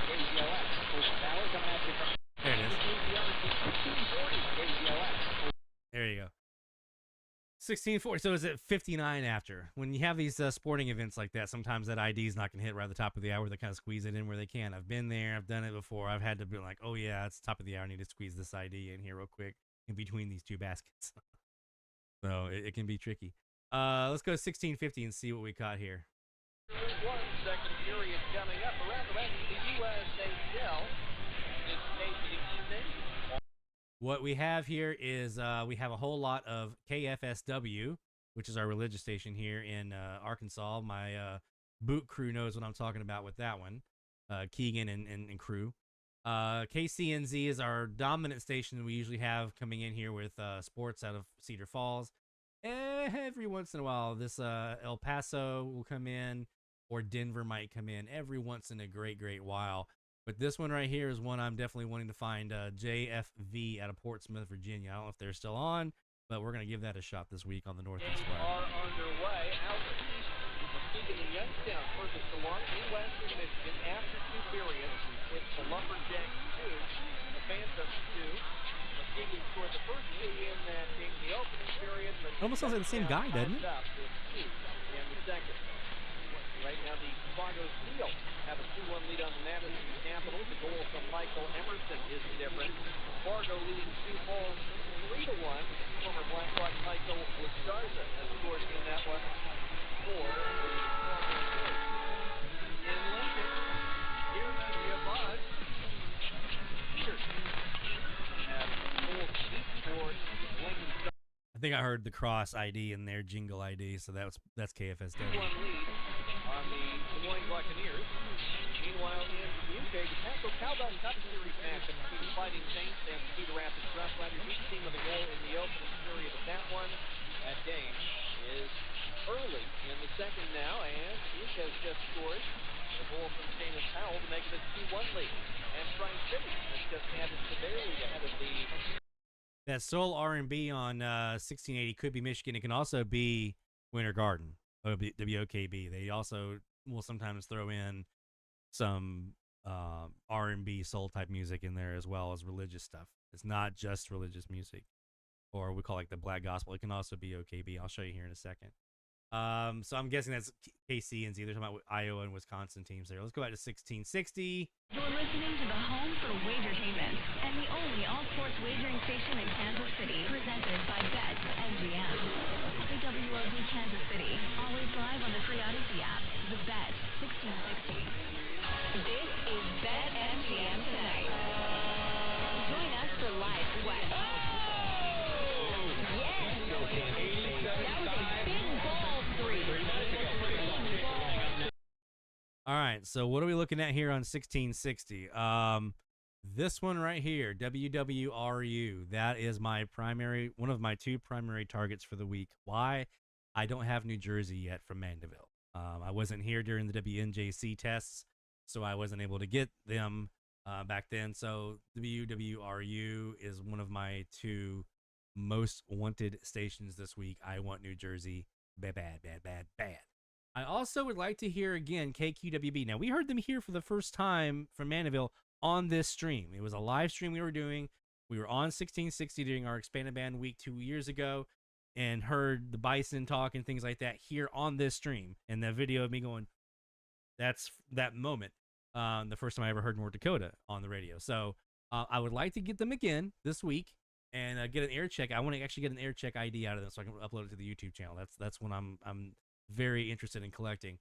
Out west, you've got KBRE in Merced. Would love to hear that one. KRZI here in Waco is another one that we hear quite a bit. Then obviously there's the BTOU, Bill Your Way in Kalamazoo. That's one that we do hear every once in a great while here in the area. But this one down here, WCNZ Marco Island, I'd be interested to see how many of you guys are able to hear that one. It can be actually kind of tough. It can be kind of tough. Now, I say that as soon as I throw the Southeast Wire on here, it'll be the station I hear the most, but on this frequency. But they can be kind of tough to hear outside of kind of like the Southeast here, in this area here. All right, so we heard the KWOD ID. Let's go to 1670.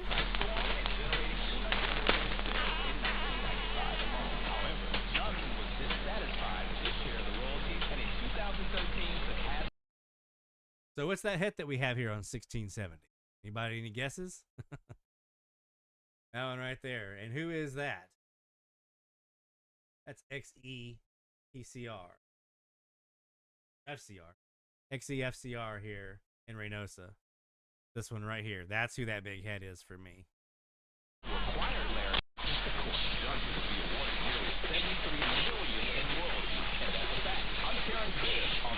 Now, I actually have heard KHPY here in Moreno Valley before. Right after I moved here, I did hear them on my W6LVP loop.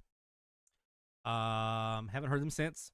W6LVP loop did the trick. WMGE Dry Branch is who we're listening to right now, this Black Information Network. They're our most common station that we have here. Would love to add Wisconsin, the Zone, into this one. Haven't heard them here yet either. Neither of the OZNs have made it to the logbook here. Would love to add them in. I don't have a snowball's chance in hell of getting Quebec here, but if I did, that would be a new Canadian province, and we'd let the moose loose. 1670 WMGE, Dry Branch, Georgia, the Black Information Network. Listen at VINnews.com or tell your smart device to play the Black Information Network on iHeartRadio. Antoine says, forgot how addictive, fun medium wave DXing was. Absolutely it is. Isn't this great? Isn't this good stuff? It'll get you. It'll get you. MGE in Dry Branch. That's who we just heard the ID from here. But let's go to 1680.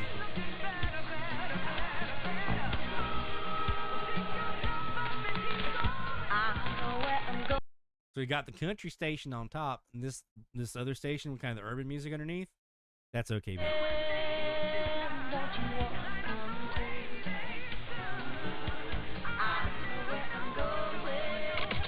This is where people who love real country spend their time. KRJO. See, this is what I would love to have, that co-channel canceller. Would love it. Jaguar, folks, maybe you should look into adding a co-channel canceller to your software. Classic country. 99.7 The Legend. Inspiration, 1680 AM and 100.7 FM Kissimmee. I think I have that one, Rick. Blue is actually a station that I logged when I was in Charleston. So, back when I used to log stuff when I was in Charleston, I don't remember why they were all blue, but they all logged as blue. They would change to blue when I logged them. Now it's all white. This is the other target, is the other New Jersey, 1680, WTTM. I heard them, obviously, when I was in Charleston. Haven't heard them since. I want that station bad. Bad, bad, bad. So we got the OKB, we got the KRJO. PRR, actually, I just heard them for the first time recently.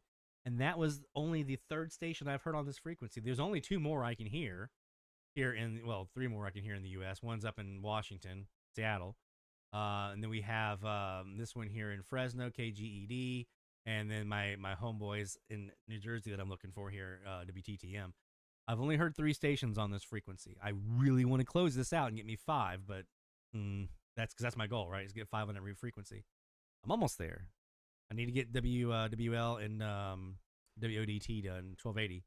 Those are my 2 non-expanded band frequencies I still have left to get up to 5, but is 870 and 1280. But I would like to maybe try to get this one up a little bit. I'm at 3. 1690. What we got? We have another offset way up here, high, at .8.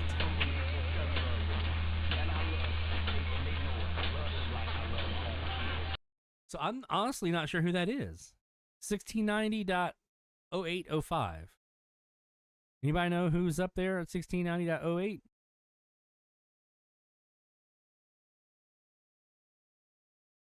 I actually don't know who that is. I thought it was a station down here in Mexico, but it's apparently not.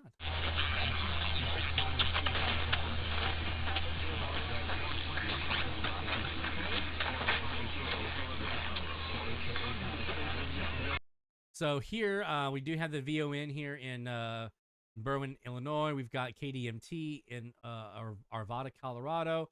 Main station here, though, is Avondale Estates KMLB, or WMLB, rather. Avondale Estates, Atlanta.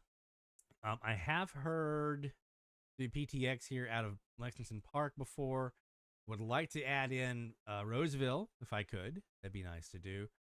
This one, though, CJLO, would be really nice. Underground radio, 1 kilowatt. Again, I'm not holding my breath, but I would love to add Quebec to the logbook if I could. I'm just looking to see if there's anything else. There's not anything else down here in South America, is there? Dang it. I don't know who that 08 is. Mason Mike's not seeing one on 1690.08. That might be internal then. Might be something here. Or it might be because of this frequency. Right. 1. Stay calm. This allows you to think more clearly. 2. Activate your hazard lights to alert others that your vehicle is in trouble. So 3. talk about TIS HAR stations counting. Crossover or shoulder, This even counts. with a flat tire. The safest. If you are sitting there and you have a TIS HAR station, this is the one for the Causeway, Pontchartrain Causeway. It's about a mile from my house. That one counts. BNKG 901 counts. If you need help on that, when you're on the DX Challenges website, dxchallenges.com, there is a link there for the TIS HAR challenge. You can go there, click on that link, and there will be some links there for the TIS HAR list from the IRCA. So if you need to know who is this TIS or HAR station I'm listening to, that can help you out and tell you. So that can be a resource for you. But again, those do count. And pirates also count. So if you hear a pirate on 1710 or the one on 1620 that's been bouncing around playing oldies music or middle of the road music, that counts. The 17 station out of New Jersey, that counts. All that. So definitely give that a shot this week. Speaking of 1710, I'm on the Northeast Wire. Do I have a shot here in New Jersey? Anything? No, I don't. Ow, that was kind of rough. All right, so that's our first look at the expanded band. So go to dxchallenges.com. The forum's live. You can go up there now and start getting logs in. Make sure you're registered. Get your logs in, and we'll see what we can all hear together on this this frequency range this week. Again, more frequencies, less stations. So gonna have to really work to squeeze these out. This is the part of the band where I have, 3 and 4 stations per frequency, but I can't really get much more than that because there's not much else left to get to. So, all right, let's do a quick break. And when we come back, we're going to talk about Kiwi SDRs and how you can use these in your own DX adventures to help you add more stations to your logbook when you get stuck on who that might be that you're hearing. Stay tuned. DX Central, because we're all about radio. Visit us at dxcentralonline.com or check us out on YouTube. Search DX Central. DX Central Live is brought to you in part by... From the pages of its DX Monitor member bulletin, members of the International Radio Club of America share their domestic and international AM/DX loggings. In its Mexican log, a wealth of information can be found of stations from south of the border. Technical guides, sunrise, sunset maps, and more make the IRCA a must-join for any AMDXer. For more information, log on to ircaonline.org. That's ircaonline.org. While the HF bands can be filled with entertaining and intriguing transmissions, how do you know when and where to look? Let Teague Publishing's Global Radio Guide lead the way. In addition to its exhaustive list of time and frequency for international broadcasters, radio hobby icon Gail Van Horn brings you equipment reviews, an SDR buyer's guide, feature articles, and more. Pick up your copy today. Visit teaguepublishing.com for more information. That's teaguepublishing.com. Since 1933, the National Radio Club has been serving AMDXers while providing some of the most in-depth information in the hobby. From the annual NRC AM log, a must-have reference for domestic station information, to antenna design reference manuals, and of course, the DX News Member Bulletin, which is filled with station information updates, domestic and international loggings, and a whole lot more. Become a member today. For more information, log on to nationalradioclub.org. That's nationalradioclub.org. Through crashes of static in quiet hours, we listen. In languages we can scarcely understand, and of places we have only visited in our dreams, we listen. Incessantly, we perfect our array of aerials, receivers, and resources. We refine our skills and our techniques so that we might listen. We are DX Central, and we're all about radio. Visit us at dxcentralonline.com or check us out on YouTube. Search DX Central. Keep up with DX Central. Follow us on Twitter at DX Central.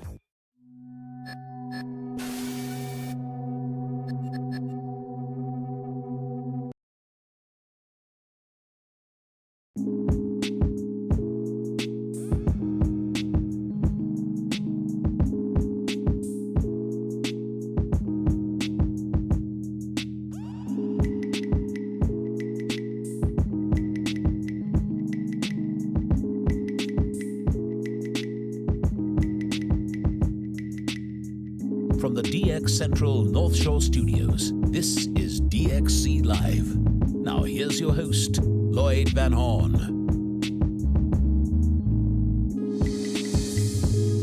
It's DX Central Live from the North Shore Studios here in Mandeville, Louisiana.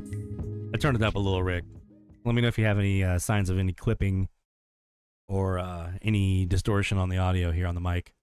I just cranked it up a little bit. Looks like it should be okay on the meter here, but if it comes across a little distorted or wonky, let me know. All right, so let's talk a little bit about Kiwi SDRs. So I've been seeing a lot of folks talking a bit about, hey, this is a common thing you see on social media or the Slack channel. Who is this I'm hearing on blah, blah, blah, blah, blah, right? And I do it too. I do it all the time myself. I'm like, who is this I'm hearing? I'm trying to figure this out.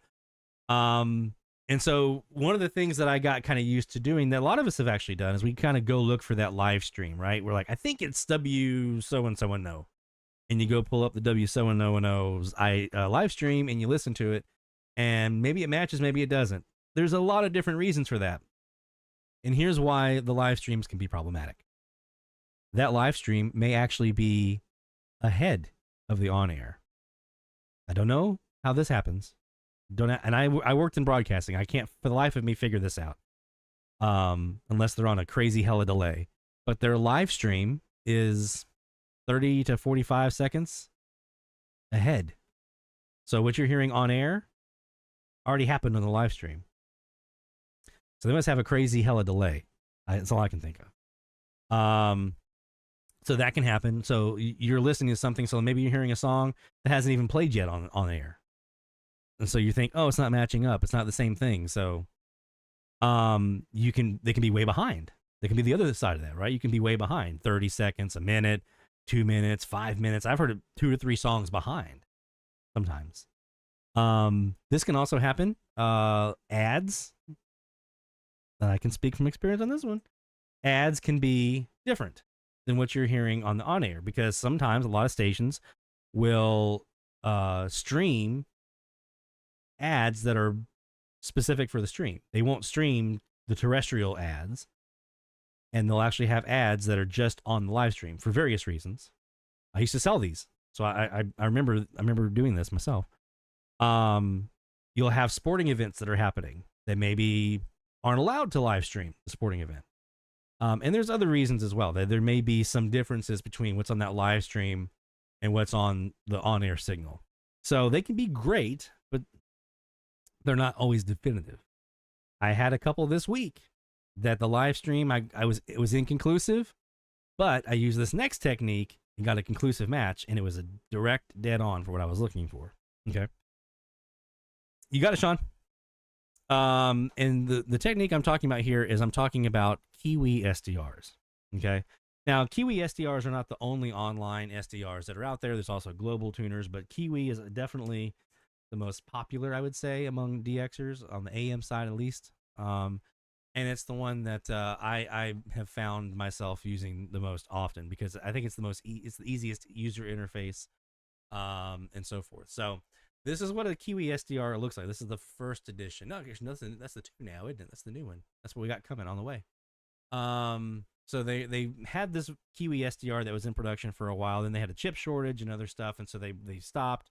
Now they've sourced some new stuff. They've made a couple tweaks to the design, and now we have Kiwi SDR 2. It's not a huge overhaul of the design. I think there's some other stuff they're wanting to do for like a new version down the line, but this is going to be like, if you liked a Kiwi and you never could get your hands on one, this is your chance to do it. So, so that's what we have on our way here for our satellite studio here for North Shore Studios. So this is the website here. It's just kiwisdr.com. I'll throw this in the chat for you guys. kiwisdr.com if you want to follow along with me. And what you will notice here is a couple of different things. You'll have a list, which is helpful if you know kind of what you're looking for. I like to go by the map, and I'll explain why. So I actually have a bookmark for this page right here specifically, the map. And so if you look at my online SDR, there's a wide band shortwave radio map. Yeah, that's this right here. This is what I go to when I'm looking for a receiver. I go to this first. Why do I use this? Well, for instance, let's say this was me last night doing some research for our expanded band frequencies, and I was trying to kind of get back and recalibrate myself with the expanded band. And I'm sitting on 1620. I'm looking for KOZN. I haven't heard him yet, and the thought crossed my mind: are they even still on the air? So what did I do? I decided I'm gonna go. And I'm going to go just see if there is because the live stream may be running, but that doesn't mean they're on the air, right? They may not be.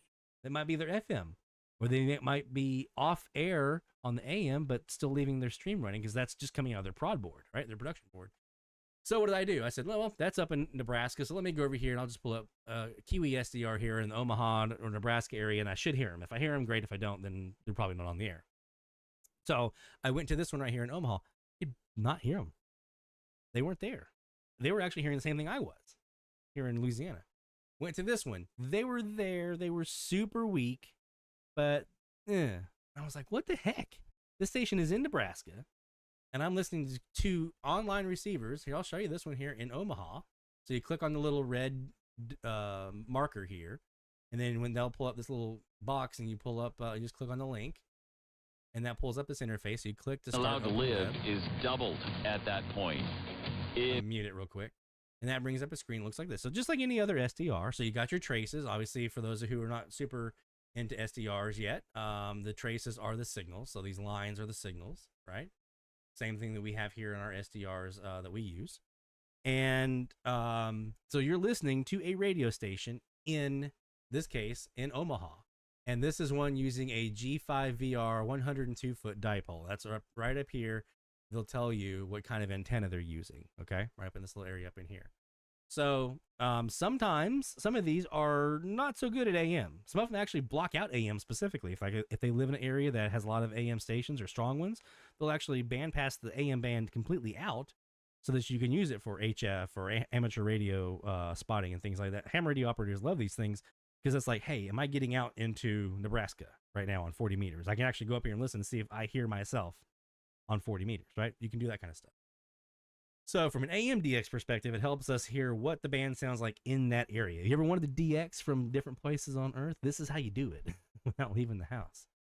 So So yeah, this is the station in rather the SDR in Omaha. So I just went up to 1620.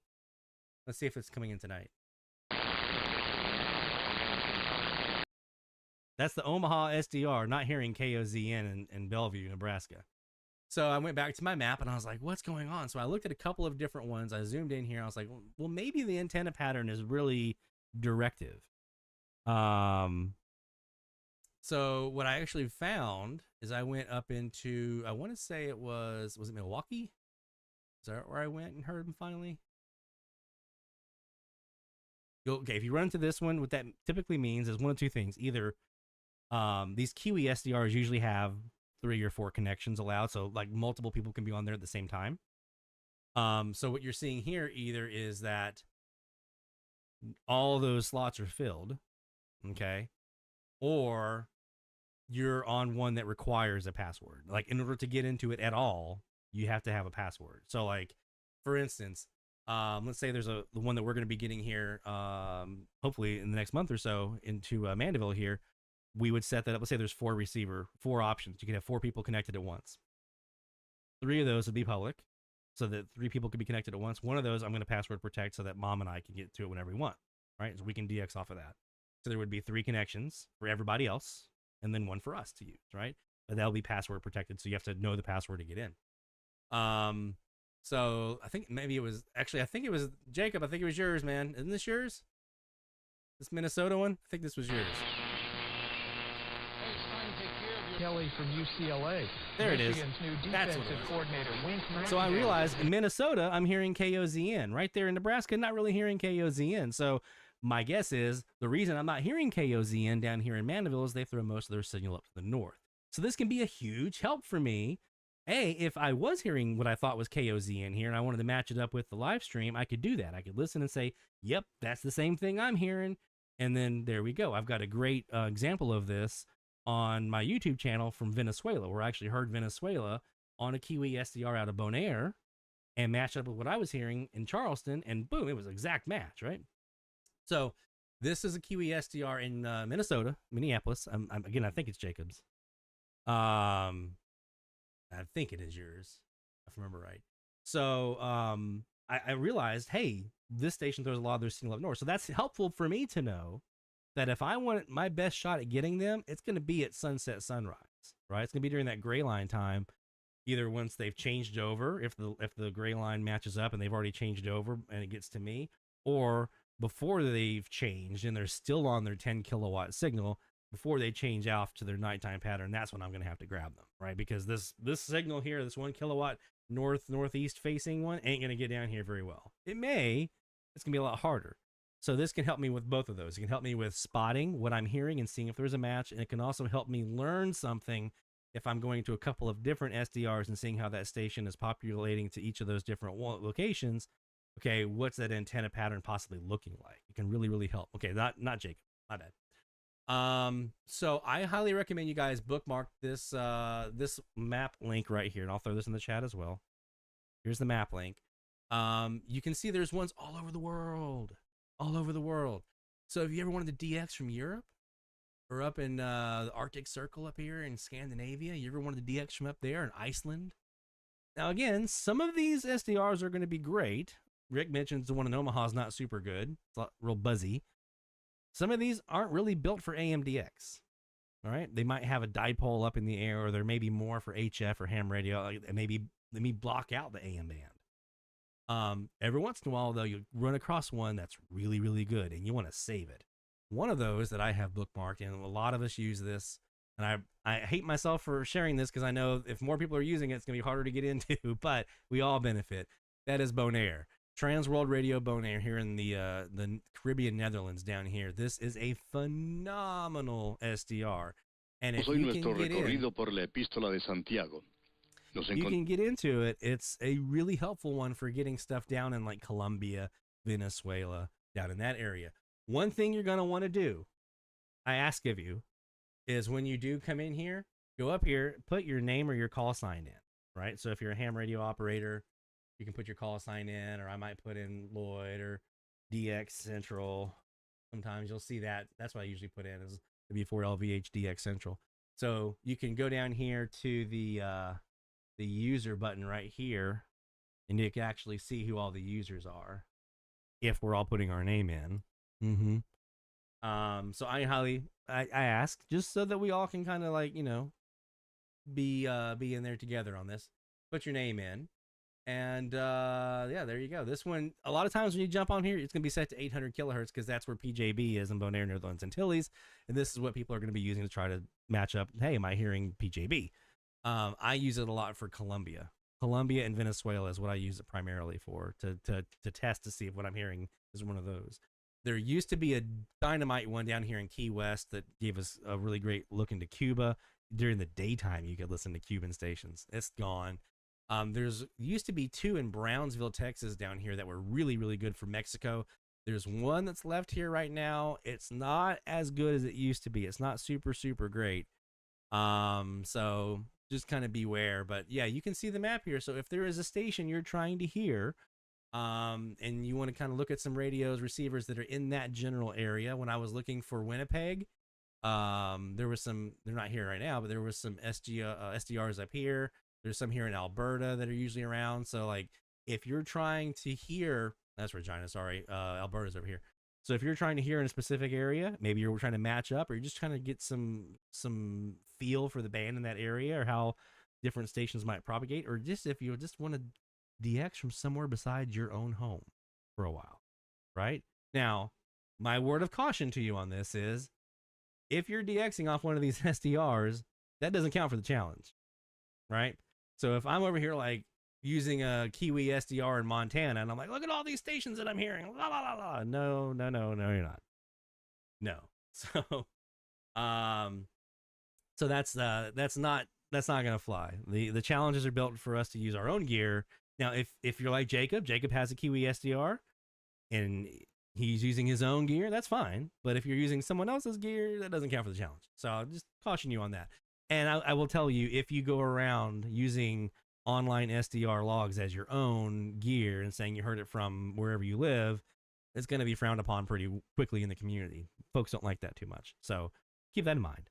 But if you just want to see what it's like to DX from another part of the world or another part of the country, this is a fantastic way to do it. I use this extensively when I was trying to match up with Seattle and British Columbia and Vancouver. When I was hearing them coming in here, I used a Whidbey Island. I think it's this one right here. Nope, that's Orcas. Here's Whidbey. Yeah, there's Whidbey Island. I use this SDR right here to do all my matching up for 1000 KNWN and 1130 CKWX. I used that SDR right there to match everything up perfectly, and it worked really, really well. So we get into the habit a lot of times of wanting to use these live streams from a station to match up with what we're hearing, and it can be helpful. But I offered to you an alternative to that is to use these online SDRs. They're almost every one of them are going to be real time, so it'll be almost echoed from your receiver to what you're hearing on that SDR back and forth versus any kind of delay. It's almost real time. Okay. So, that never went through. So yeah, definitely incorporate these Kiwi SDRs into your DX arsenal, your DX toolbox. I promise you it's going to help. And when we launch our DX Central Teak Publishing Kiwi SDR from here in Mandeville, we'll be sure to let you guys know so you can take a look and see what the band sounds like from down here. I'm planning on a really good antenna, especially for you Latin American lovers. We're going to put you an antenna that's going to help you out here to get some of the stuff that we're getting from down here in the Gulf South. So stay tuned for that. All right, before we get much further into the evening, let's do some more shout outs, shall we? I think it's about that time. Get some more shout outs in. All right, the Horn of Victory says yes. All right, so let's go back in here to our shout-out list. So again, if you have any new stations, new states, new countries, new states from the country of Mexico, new provinces from the country of Canada, a new log from the state of Louisiana, or a new log from the state of Wisconsin, that's another one we have a special little doodad for, or anything else you want to share, new countries, all that stuff, then make sure you drop that into the shout-out link and get those shout outs in, and we'll get you a shout out here on the air. So picking back up where we left off, let's start off with Charles Williams. Charles in San Diego. East Coast folks, you're gonna love this. You're gonna love the irony of this one. I guess irony, maybe, or just the fun of this. Charles Williams, San Diego, heard a new state, so we're gonna drop off some fireworks here with WGN in Chicago coming in nicely for a new state. My goodness, oops, wrong one. There we go. That's the fireworks.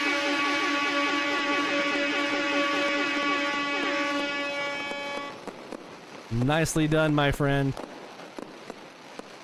I know a lot of folks on the other end of that reception would love to hear you guys down there in San Diego. So I'm sure that would be a thrill for them as well. So we know it's a thrill for you. Tim Trump up in Michigan, our friend Tim with the decazes of gold. These things here, you can't get anything past this guy's decazes. 2 shout outs for him. Number 1, actually, let's do that one, the number 1 second. Number 2, 1550 kilohertz KZDG Radio Zindagi Daji in San Francisco, California at 0800 UTC on the 8th of February. That's a new log at 1,924 miles from his northwest decast. See, I told you nothing gets by that guy.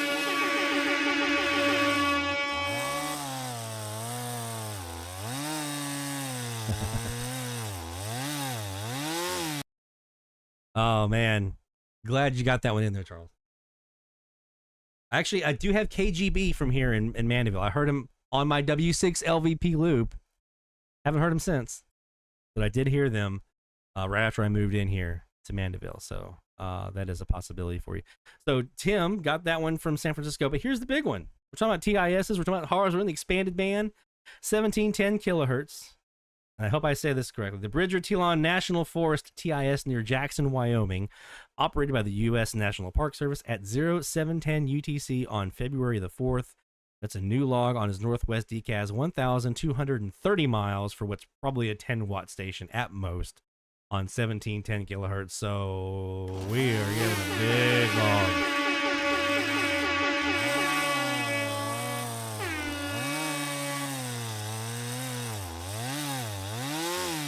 Congratulations, my friend. That is freaking awesome. There was a time back in the 90s when I was obsessed with TISs and HAR stations.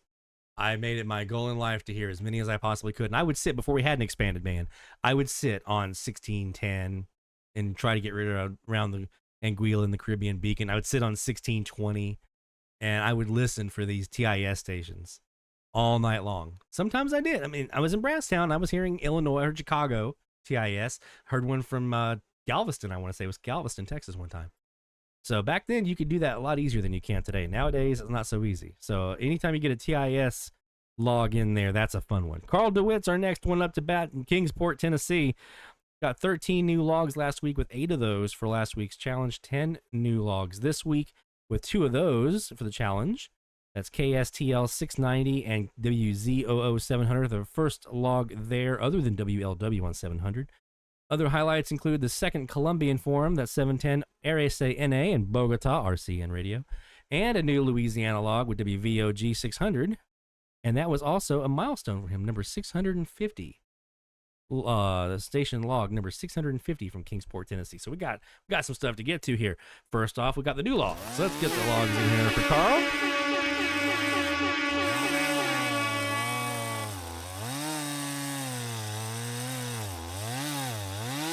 And we're making on that gumbo, baby.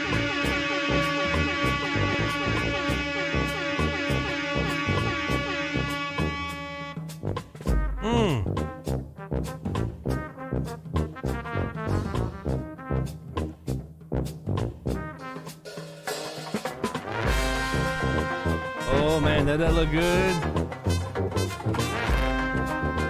Some good old gumbo, baby.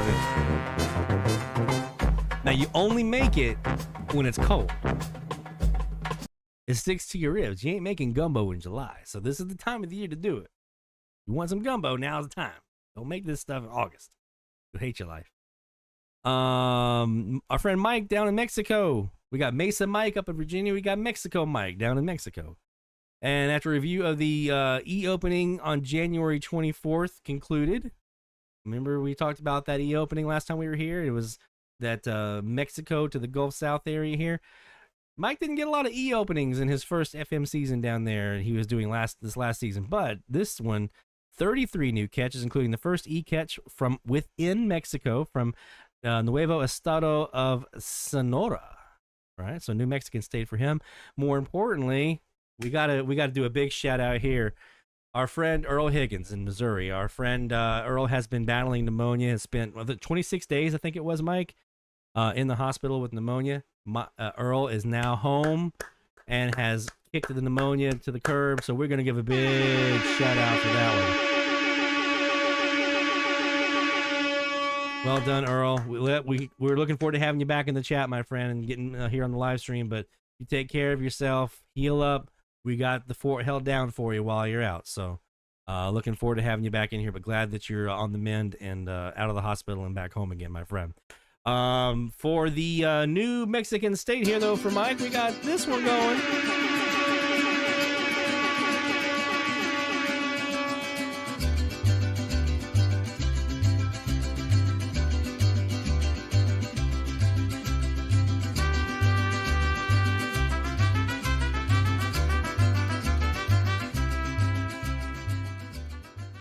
Yes, sir. And we'll throw that log in there for the 33 new logs.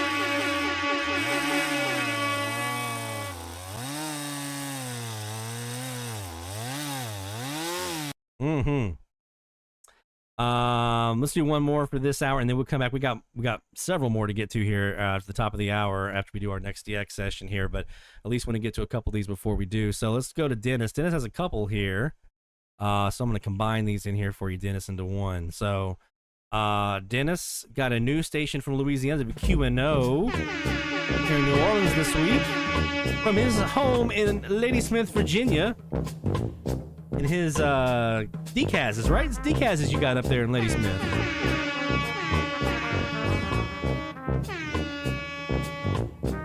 From Virginia to the Big Easy, baby. I was gonna get the po' boy today, but decided against that.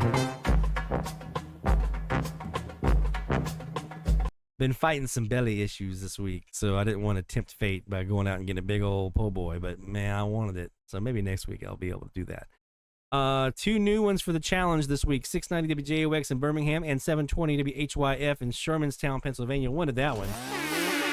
Didn't hear them, but definitely wanted that one. So good job, my friend.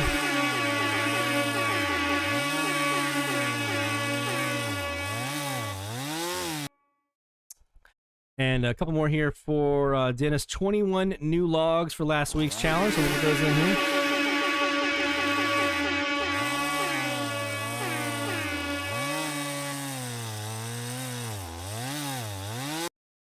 And a New Mexican state here on the 24th of January. I think this would have been XEUR. What was that? 1500, right?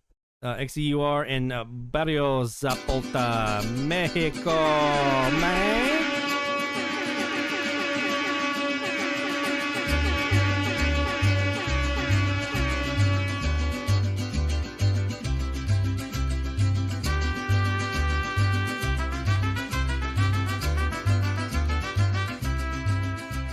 I'm gonna have that song stuck in my head all night now.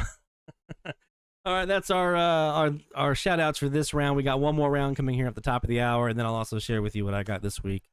And you're going to want to stick around for this next round because I think Neil up in Toronto, Neil Wolfish, I think might have one of my favorite shout outs I've ever seen.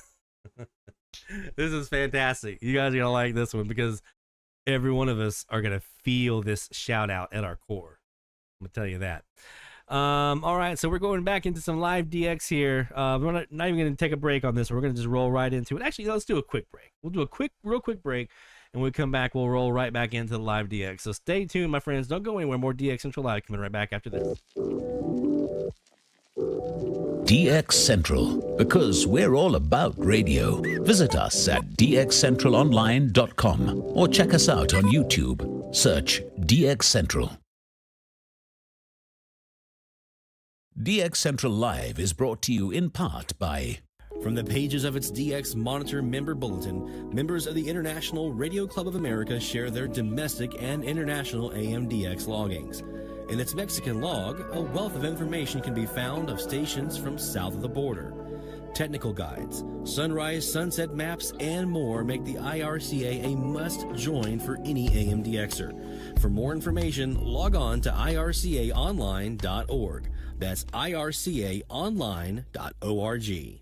While the HF bands can be filled with entertaining and intriguing transmissions, how do you know when and where to look? Let Teague Publishing's Global Radio Guide lead the way. In addition to its exhaustive list of time and frequency for international broadcasters, radio hobby icon Gail Van Horn brings you equipment reviews, an SDR buyer's guide, feature articles, and more. Pick up your copy today. Visit teaguepublishing.com for more information. That's teaguepublishing.com. Since 1933, the National Radio Club has been serving AMDXers while providing some of the most in-depth information in the hobby. From the annual NRC AM log, a must-have reference for domestic station information, to antenna design reference manuals, and of course, the DX News Member Bulletin, which is filled with station information updates, domestic and international loggings, and a whole lot more. Become a member today. For more information, log on to nationalradioclub.org. That's nationalradioclub.org. Through crashes of static in quiet hours, we listen.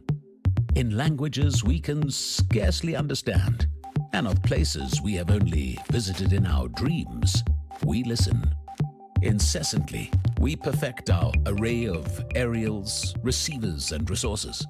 We refine our skills and our techniques so that we might listen. We are DX Central, and we're all about radio.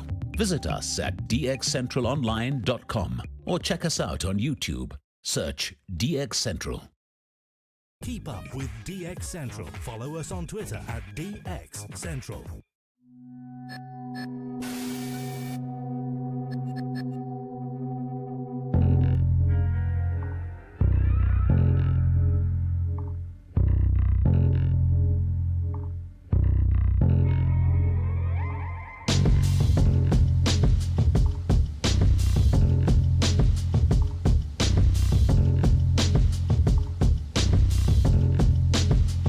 From the DX Central North Shore Studios, this is DXC Live.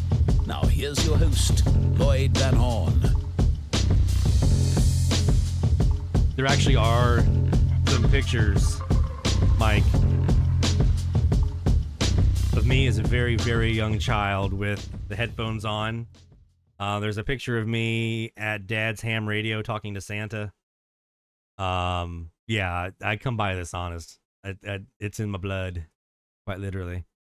DX Central Live here on Friday nights from the North Shore Studios in Mandeville, Louisiana. We bring you live AMDX. We talk about AM and FMDX and all kinds of good stuff, but we're going to put a pause on all that for a second because we were just talking about our good friend Earl Higgins and how he is back home now after battling pneumonia, and he's back home and on the mend. Well, guess what?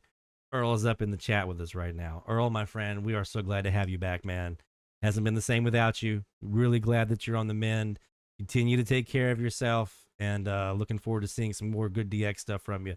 But in the meantime, take care of yourself, my friend. We want you back at 100%. So glad to have you back here, man. So glad. Rick says, I still remember the first musing you sent to DX News in '94. I do too. I think I have a copy of it somewhere. I'm pretty sure. I'm pretty sure I have a copy of that somewhere around. It's been a long time sitting behind these dials, various radios. Now it's behind the mouse and the keyboard, right? But a lot of time sitting behind the dials. And so this hobby's been good to me. So I just want to continue to bring good stuff back to the hobby and to all of you, to spread the love, spread the enjoyment that I get and that I know a lot of us get and all of us get. We wouldn't be here. Be able to just share that love back into the community, and we all prop each other up and help each other and teach each other. And like, I learn stuff all the time from you guys. I was talking about this with Sean not long ago. I learn just as much from y'all as I give back that I've learned over the years, and maybe some folks learn from me. So that's what makes this thing that we do each week so special and so great. And I really just, all of you, I appreciate you so much. So All right, let's get back into the live DX. We're going to fire the sirens a little bit early tonight. We usually do it around 57 after the hour, about 3 minutes till. We're going to fire this sucker off a little early. Top of the hour time frame. Bill's got those sirens queued up. There they are. All right. So let's, we're doing expanded band this week. We're diving into the expanded band. So again, if you want to be part of the fun and enjoy submitting your loggings for the, oops, that's not what I wanted to do. If you want to submit your loggings, make sure you go to dxchallenges.com and register first, and then you can submit your loggings to be part of the fun as well, and with our weekly challenges that we do. So this week now we're on the expanded band. We just did a little tour through it on the Northeast wire. Let's go on the Northwest wire. Actually, we did the Northwest. Let's go back to the Northeast now. Northeast, and let's see if we have anything different here on this antenna than what we had last hour at the top of the hour. So starting from the top down, I guarantee you I know what this is going to be. This is going to be our TIS here. This allows you to think more clearly. Pontchartrain Causeway, but there is some stuff underneath. So I think it was KKLF in Richardson, Texas is one of the ones that we usually hear underneath here. There's also KVNS in Brownsville that comes in every once in a while. You can use that Brownsville Kiwi SDR to match up against that one. So now let's go pop down to 1690 and see what we got. As always, though, if you have a frequency you want us to check out here tonight, make sure you let us know in the chat. It's not just about the frequencies that we're all doing. You can also say, hey, I'm on 840 right now, and I think I just heard Dashing Through the Snow at the top of the hour. What's that all about? Anybody hearing that? I can pop it down there and let you know. It's time to read group. DX Challenges wouldn't let you register. It's not that hard. All right, David, we're going to get that sorted. Hold on. Bring our boys home. You don't have to defend 1690, probably WMGE here. at all times. Let me look and see if you're in here, David. The only way it's tenable is if we forsake what it is to be American. If we forsake our American values, our American beliefs, the foundational ideas of this country, of our identity, and to bring tyranny and suppress freedom all around the world. And if we do that, we can know. So David, if you shoot me an email to you can do one of two things. You can go to dxcentrallive@gmail.com and shoot me an email that way with your first and last and the email address that you use to sign up, and I'll see if I can find you in the user database. It probably is in there for some reason. Sometimes that happens. WordPress can be a little finicky sometimes. I'll go searching for you, so you can do that. You can also go down to the bottom of the page, down here at the very, very bottom. There is a link that says report a bug. So you can also just submit it through that form with that same information, your first, last, and your email address. And that will come to me, and I can search and see if you're in the user database, and I can reach out to you and try to get that figured out for you. But just either way, you can either email me directly at dxcentrallive@gmail, or you can hit the report a bug link, and it'll get to me either way. God bless you all. The fight continues, and as always, Godspeed. To celebrate the new year, MyPillow.com is having the biggest sale ever on overstock clearance and brand new products. Save 60% on goose down comforters, the best comforters ever. February 25th, 1993. That was my debut of AMDX. On brand new kitchen towels, made with the same technology. So last year I had 30 years. This will be my 31st Quantities are extremely low, so get them now before they go. The best ever flannel sheets are in stock. Order now and save up to 50%. Don't forget to shop and save up to 80% on all clearance items too. But I've been around it for a limited time. literally, your entire order like, ships absolutely free. in the crib, probably. Probably was in the crib while Dad was, or Mom was in the radio room right next to me, DXing probably. Deep discounts on all I got RF in the veins. free shipping. Shop and save today at MyPillow.com or call 800-854-0504. That's 800-854-0504 and use promo code Godzilla. Hey, have you heard the news? Have you heard the news? America's Godzilla of Truth now has merch. You heard me. T-shirts, caps, even cases for your phone. Support the movement and show your patriotic pride. Get your Godzilla gears today. Atlanta's all-new Freedom AM 1690. WMLB. Allendale Estates, Atlanta. Yes, sir. There it is. 299 ED, 107.7 on air, 100.5. There you go. WLB Avondale Estates. That's the one here on 1690 that we get. We're all dropping in our so make sure you join in the chat. Drop in your origin story on AM and FMDX. Let us know what got you going. Now, how old were you? What year was it? You don't have to share the year if you don't want to. Just how old were you? And what was it that got you in? And bonus points if you throw in your first radio, what you were DXing on at the time. My first catch. I tell the story all the time. 1120 KMOX was 31 miles south of here in Gretna, Terrytown, Louisiana. Supposed to be going to bed. I guess I can say it now. Mom, I wasn't going to sleep. I was supposed to be going to bed on a school night, on a Sunday night.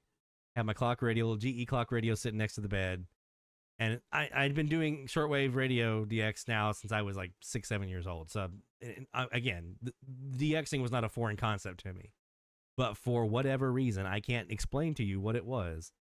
But I was sitting there, laying next to the bed next to the GE clock radio, just kind of dialing it around.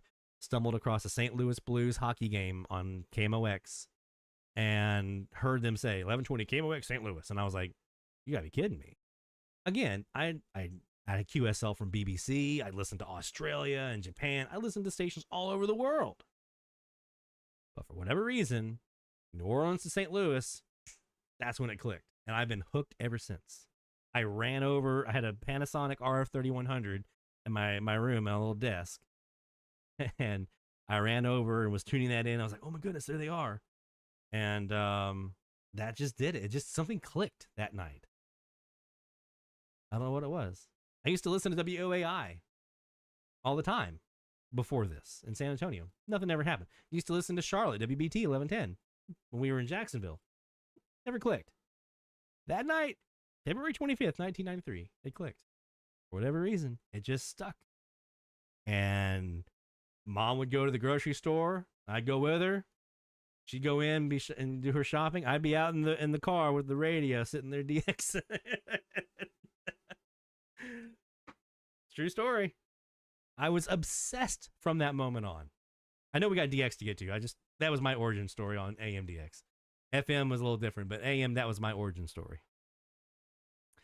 1680. Let's see what we got. Had food from the Grill Jamaican Restaurant. We're Grill Jamaican Restaurant for authentic Jamaican cuisine. Find us online at Sweetie Grills on sweetiegrills.com.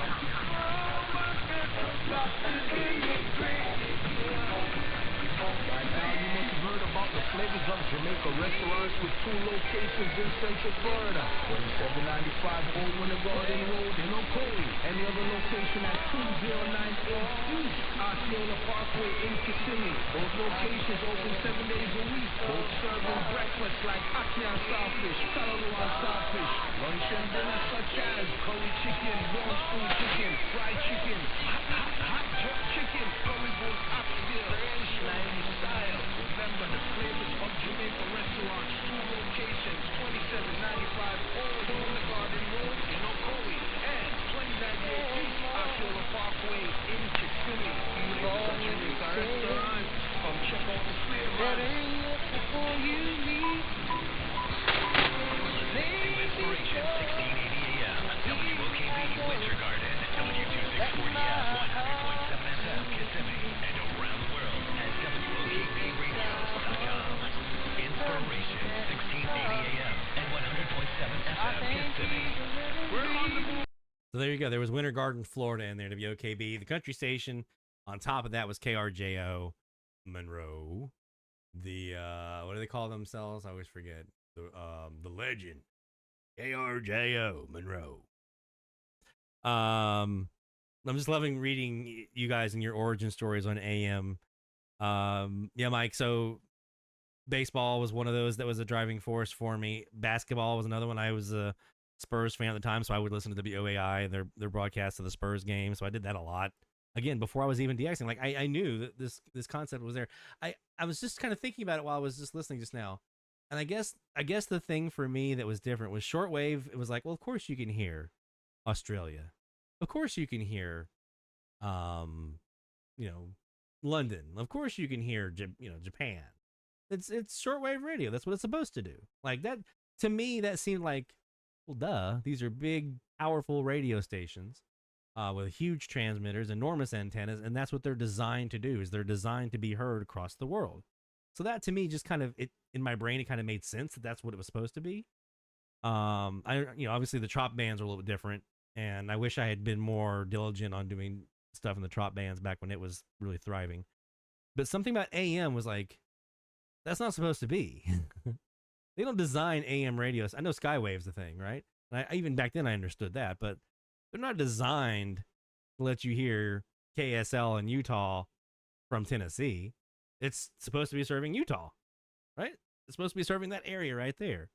So I guess it was something about that, about the fact that I was hearing something that really wasn't supposed to be heard, if you really think about it, from where I was. And here it was, something different. Same thing with FM. Like when you're sitting there in the summertime in North Carolina and you're listening to radio stations in Minnesota or Nebraska on FM radio, you're not supposed to be hearing that. So that was one of those things was like, ooh, that I like that. And that's kind of what got it to stick. I feel like now that I kind of contemplate on it a little bit, it was the fact that it got to stick because it was something different. Like you're doing something that really shouldn't be happening, but in all practical purposes, like that radio station is not designed to be serving the entire half of the country, even though a lot of them say that, right? Like KDKA and WWL, they talk about how everybody can hear our signal, but still something about that. They're supposed to be serving that one community, and then here you are, hundreds and thousands of miles away, even hearing that signal, and it's just fascinating. All right, let's continue on. 1670. Socially conscious lyrics, and in recent years, more black artists have been making their mark in country music, including Jimmy Allen, Shane Brown, and Reese Palmer. These talented musicians are breaking down barriers and glad to have you, my friend. Music is a genre that's open to everyone, and that's a fact. I'm Weston Tishome for the Black Information Network. 1670 AM WMGP, Dry Branch, Georgia, the Black Information Network. Listen at BINnews.com or tell your smart device to play the Black Information Network on iHeartRadio. And we do talk more about FM as we get more into like Tropo and E-Skip season. We do focus a lot of our attention and our focus on FM as we get closer in. This is the AM side this time of the year, but we still talk about FM. Even this time of the year, we talk about it. But glad to have you here, Stuart. Welcome to the community. Hopefully you'll stick around and be around here with us each week as we do this each week, every Friday night. It's a great community. We were just talking a few moments ago about what a great community it is here of like-minded individuals who just want to help each other succeed. My biggest thrill, and I mean this as sincerely as I possibly can, my biggest thrill is when we set up these weekly challenges that we do. Okay, where we all say, okay, this week we're going to be DXing from this frequency to this frequency. And I see people getting brand new stations they've never heard before, or new states or new countries they've never heard before, because they focus their attention on that range. Man, when that happens, it doesn't matter. It can be just like, hey, I got 3 new ones this week. Man, that is awesome. I love to see that. So that's one of the reasons we do our shout outs each week. So if you have some stuff that you've been hearing lately, FM or AM, I'll throw the link here into the chat, and anyone who hasn't submitted a shout out yet, go ahead and do so. We'll get your shout out in here before we wrap up tonight. This is your opportunity to brag, pat yourself on the back, and we'll all give you a big high five at the same time, because we like to celebrate our success around here at DX Central. That's what we do. We celebrate our success. So when you hear good stuff, man, we want to talk about that and high five you from a distance here. 1660. So that was WMGE Dry Branch. Let's see what's on 1660.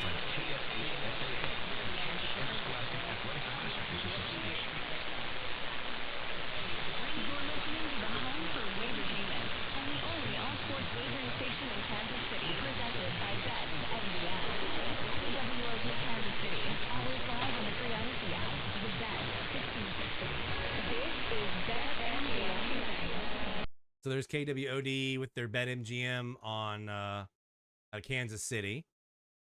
We also, like I said, have heard KRZI Waco, but tonight it seems like Kansas City's been the dominant station here.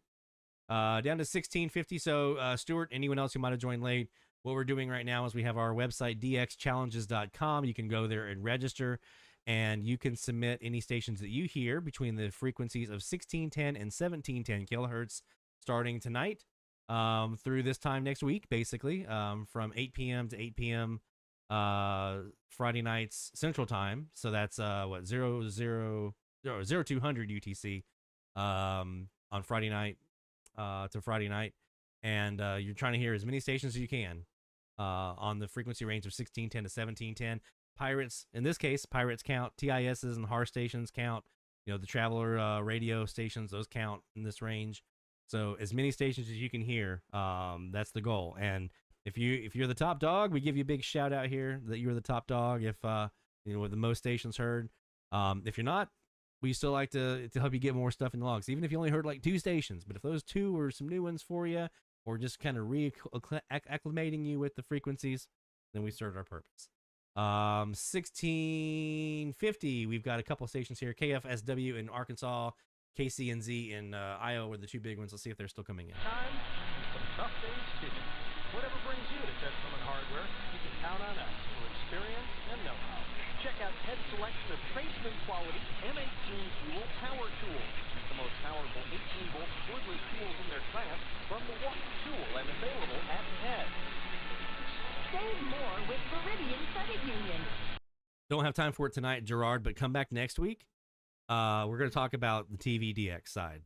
We'll touch on that next week because I've got a solution for that, and it's pretty slick. Self-savings with lower fees and better rates on accounts, loans, and credit cards. At Meridian, you'll earn more on savings and checking accounts and pay less when you buy or refinance a home or vehicle. That's how our members come out millions of dollars ahead each year, giving you more. That's the value of Meridian. Go to meridiancu.org to see where you can save. Equal housing opportunity insured by NCUS.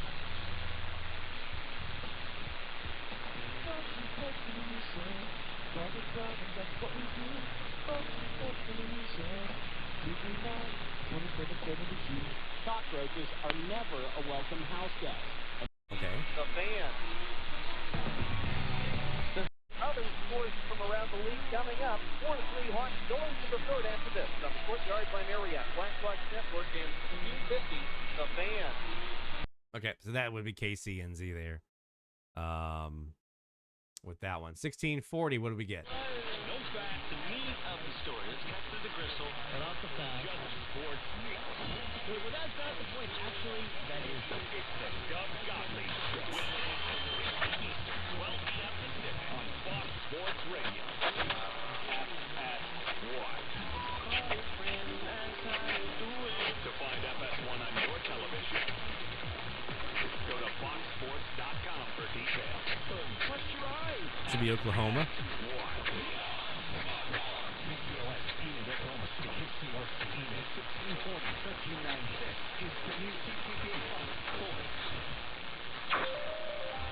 Yep, that is Enid, Oklahoma, KZLS. 1630, we had KKGM earlier with a KCJJ underneath. Let's see if that's still the case. VIN 970 and 1630. CDS Health. Let's take it from the top. Healthy is not something Credible, trusted. The Black Information Network. Dallas's VIN 970 and 1630. CDS Health. Let's take it from the top. Healthy is not something. So, yeah, there's KKGM and 1620.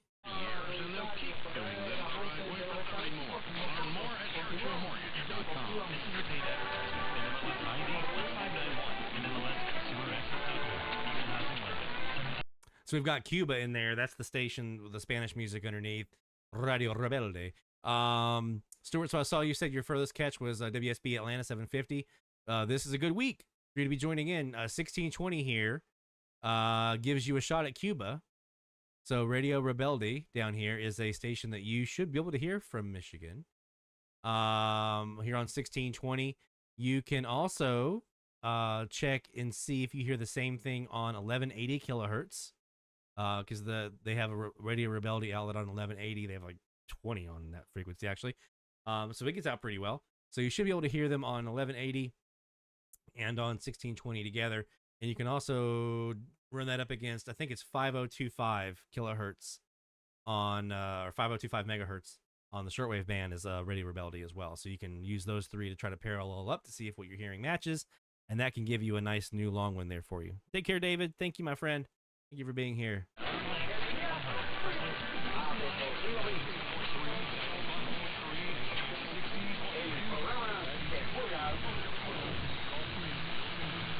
Okay.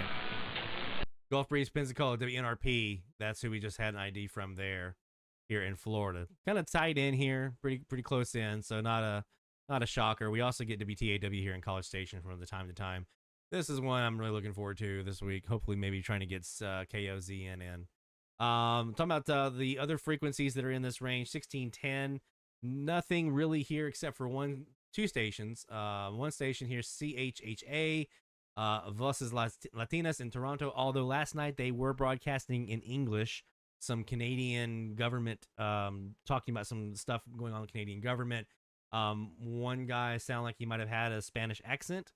I hope I'm not being offensive there when I say that.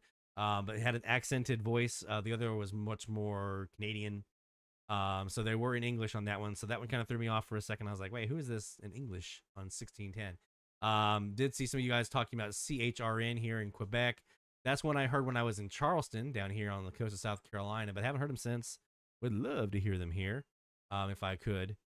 But they are a bit far. And just got an alert. Oh, DX. Okay. It sounded like that was the sound that plays when I get an email from the eSkip alert. So I was like, wait, what?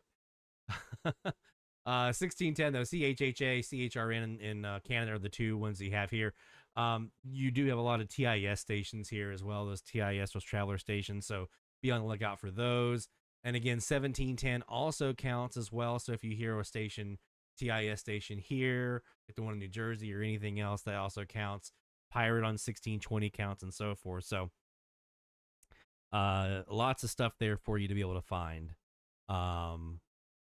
Anywhere from 1610 to 1710. All right, let's do one more round of shout outs, and then I'll go over what we heard this week, and then we'll wrap things up.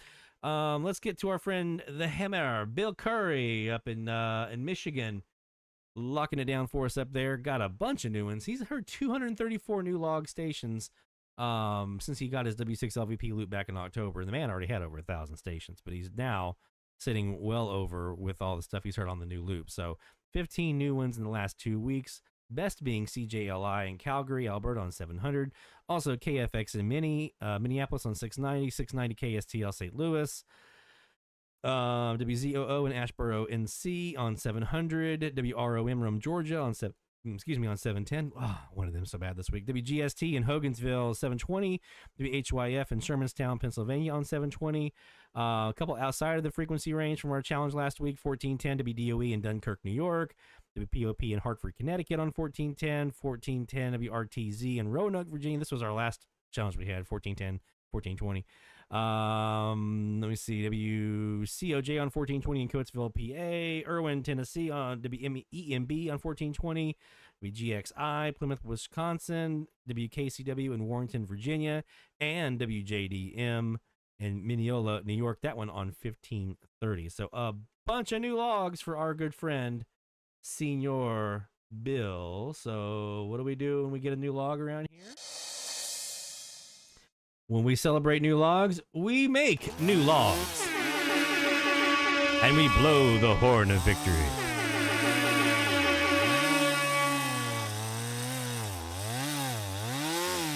That's what we do. See, Stuart? You found yourself a fun crew here. We have fun. Good job, Bill, my friend. That's a bunch of new ones, man. Really, really, really awesome. Mike Westfall, Fluvanna County, Virginia. 2 new logs this week. CKGM in Quebec, 690. And 700 HJCX in Cali, Colombia. Now, neither one of those were new province or country, but new logs. So we make new logs when we get new logs.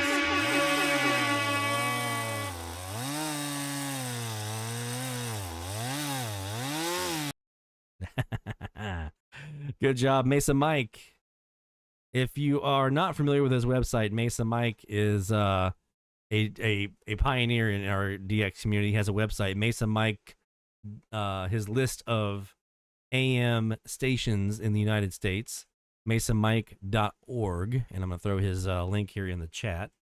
Highly valuable. Highly valuable. You can export this list out into, if you like, a spreadsheet or an online logbook or something like that. You can export that in. You can use it to help you figure out some statistics like I have about how many stations you've heard in each state compared to how many stations are already here. So I've heard like 20%, 30%, whatever. I have videos here on the YouTube channel that explain how to do all that. So make sure you check those out. Back to the shout outs we go. We have one more that I really just can't wait to get to. This is awesome.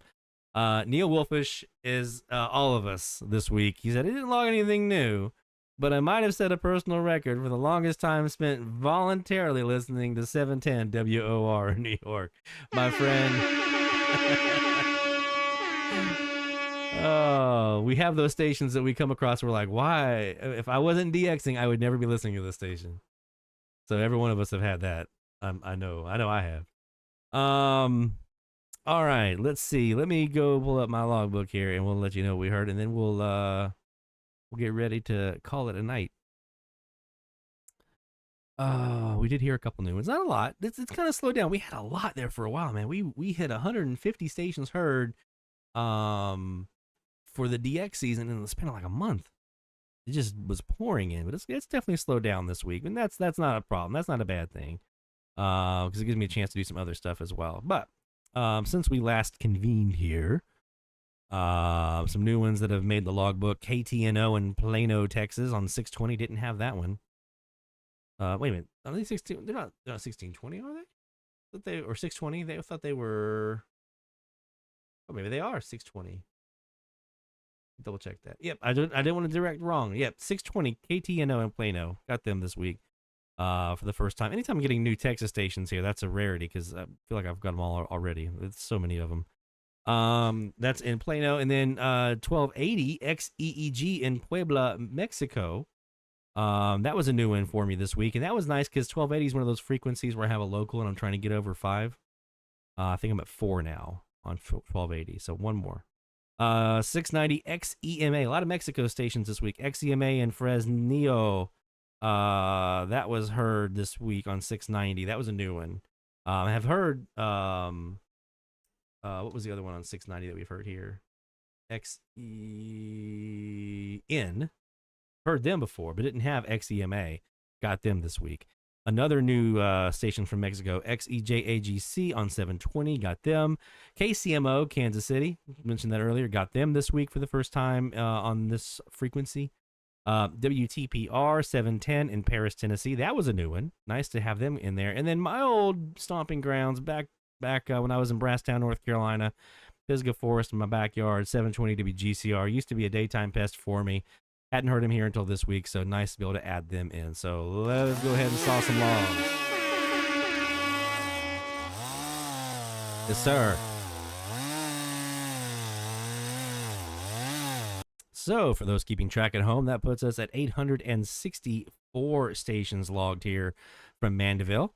41 states, 21 countries, and our furthest reception is 5,151 miles from Algeria on 891 kilohertz. And some of the goals that we're working for, the 2 that we have active, I have 2 more frequencies left. I need to get to 5 logs each.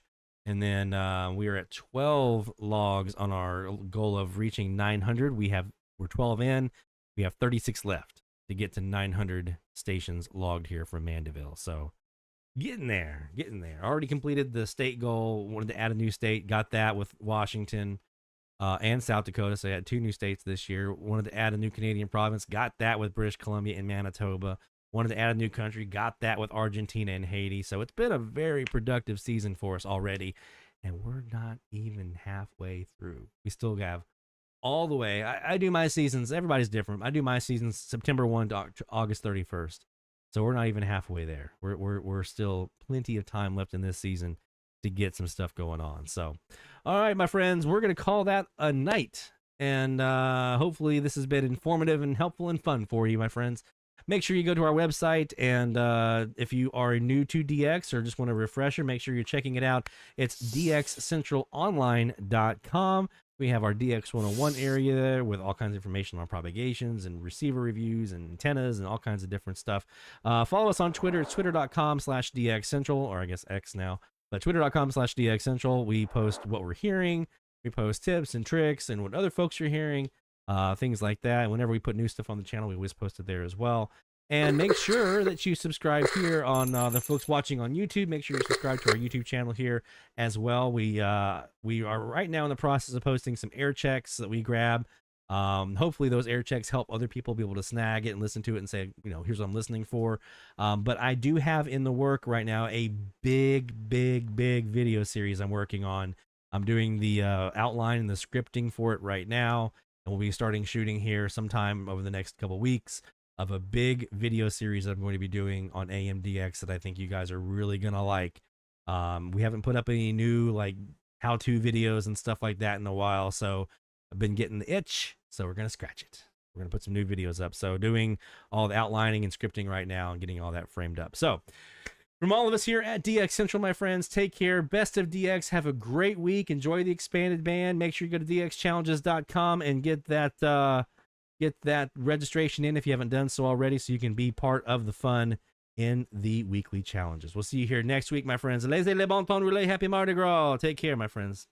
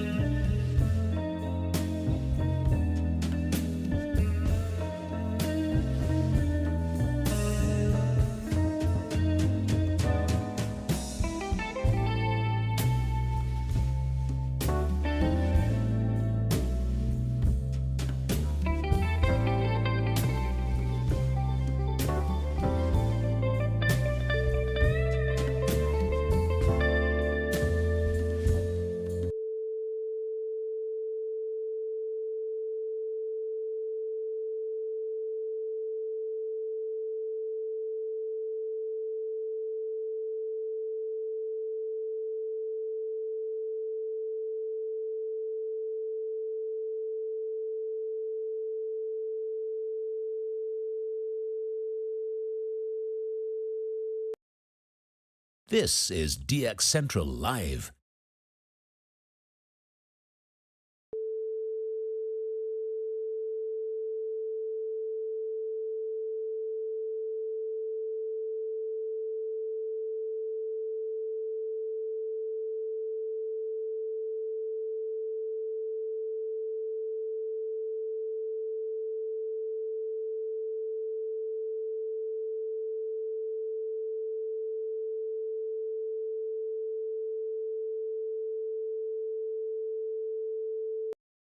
This is DX Central Live.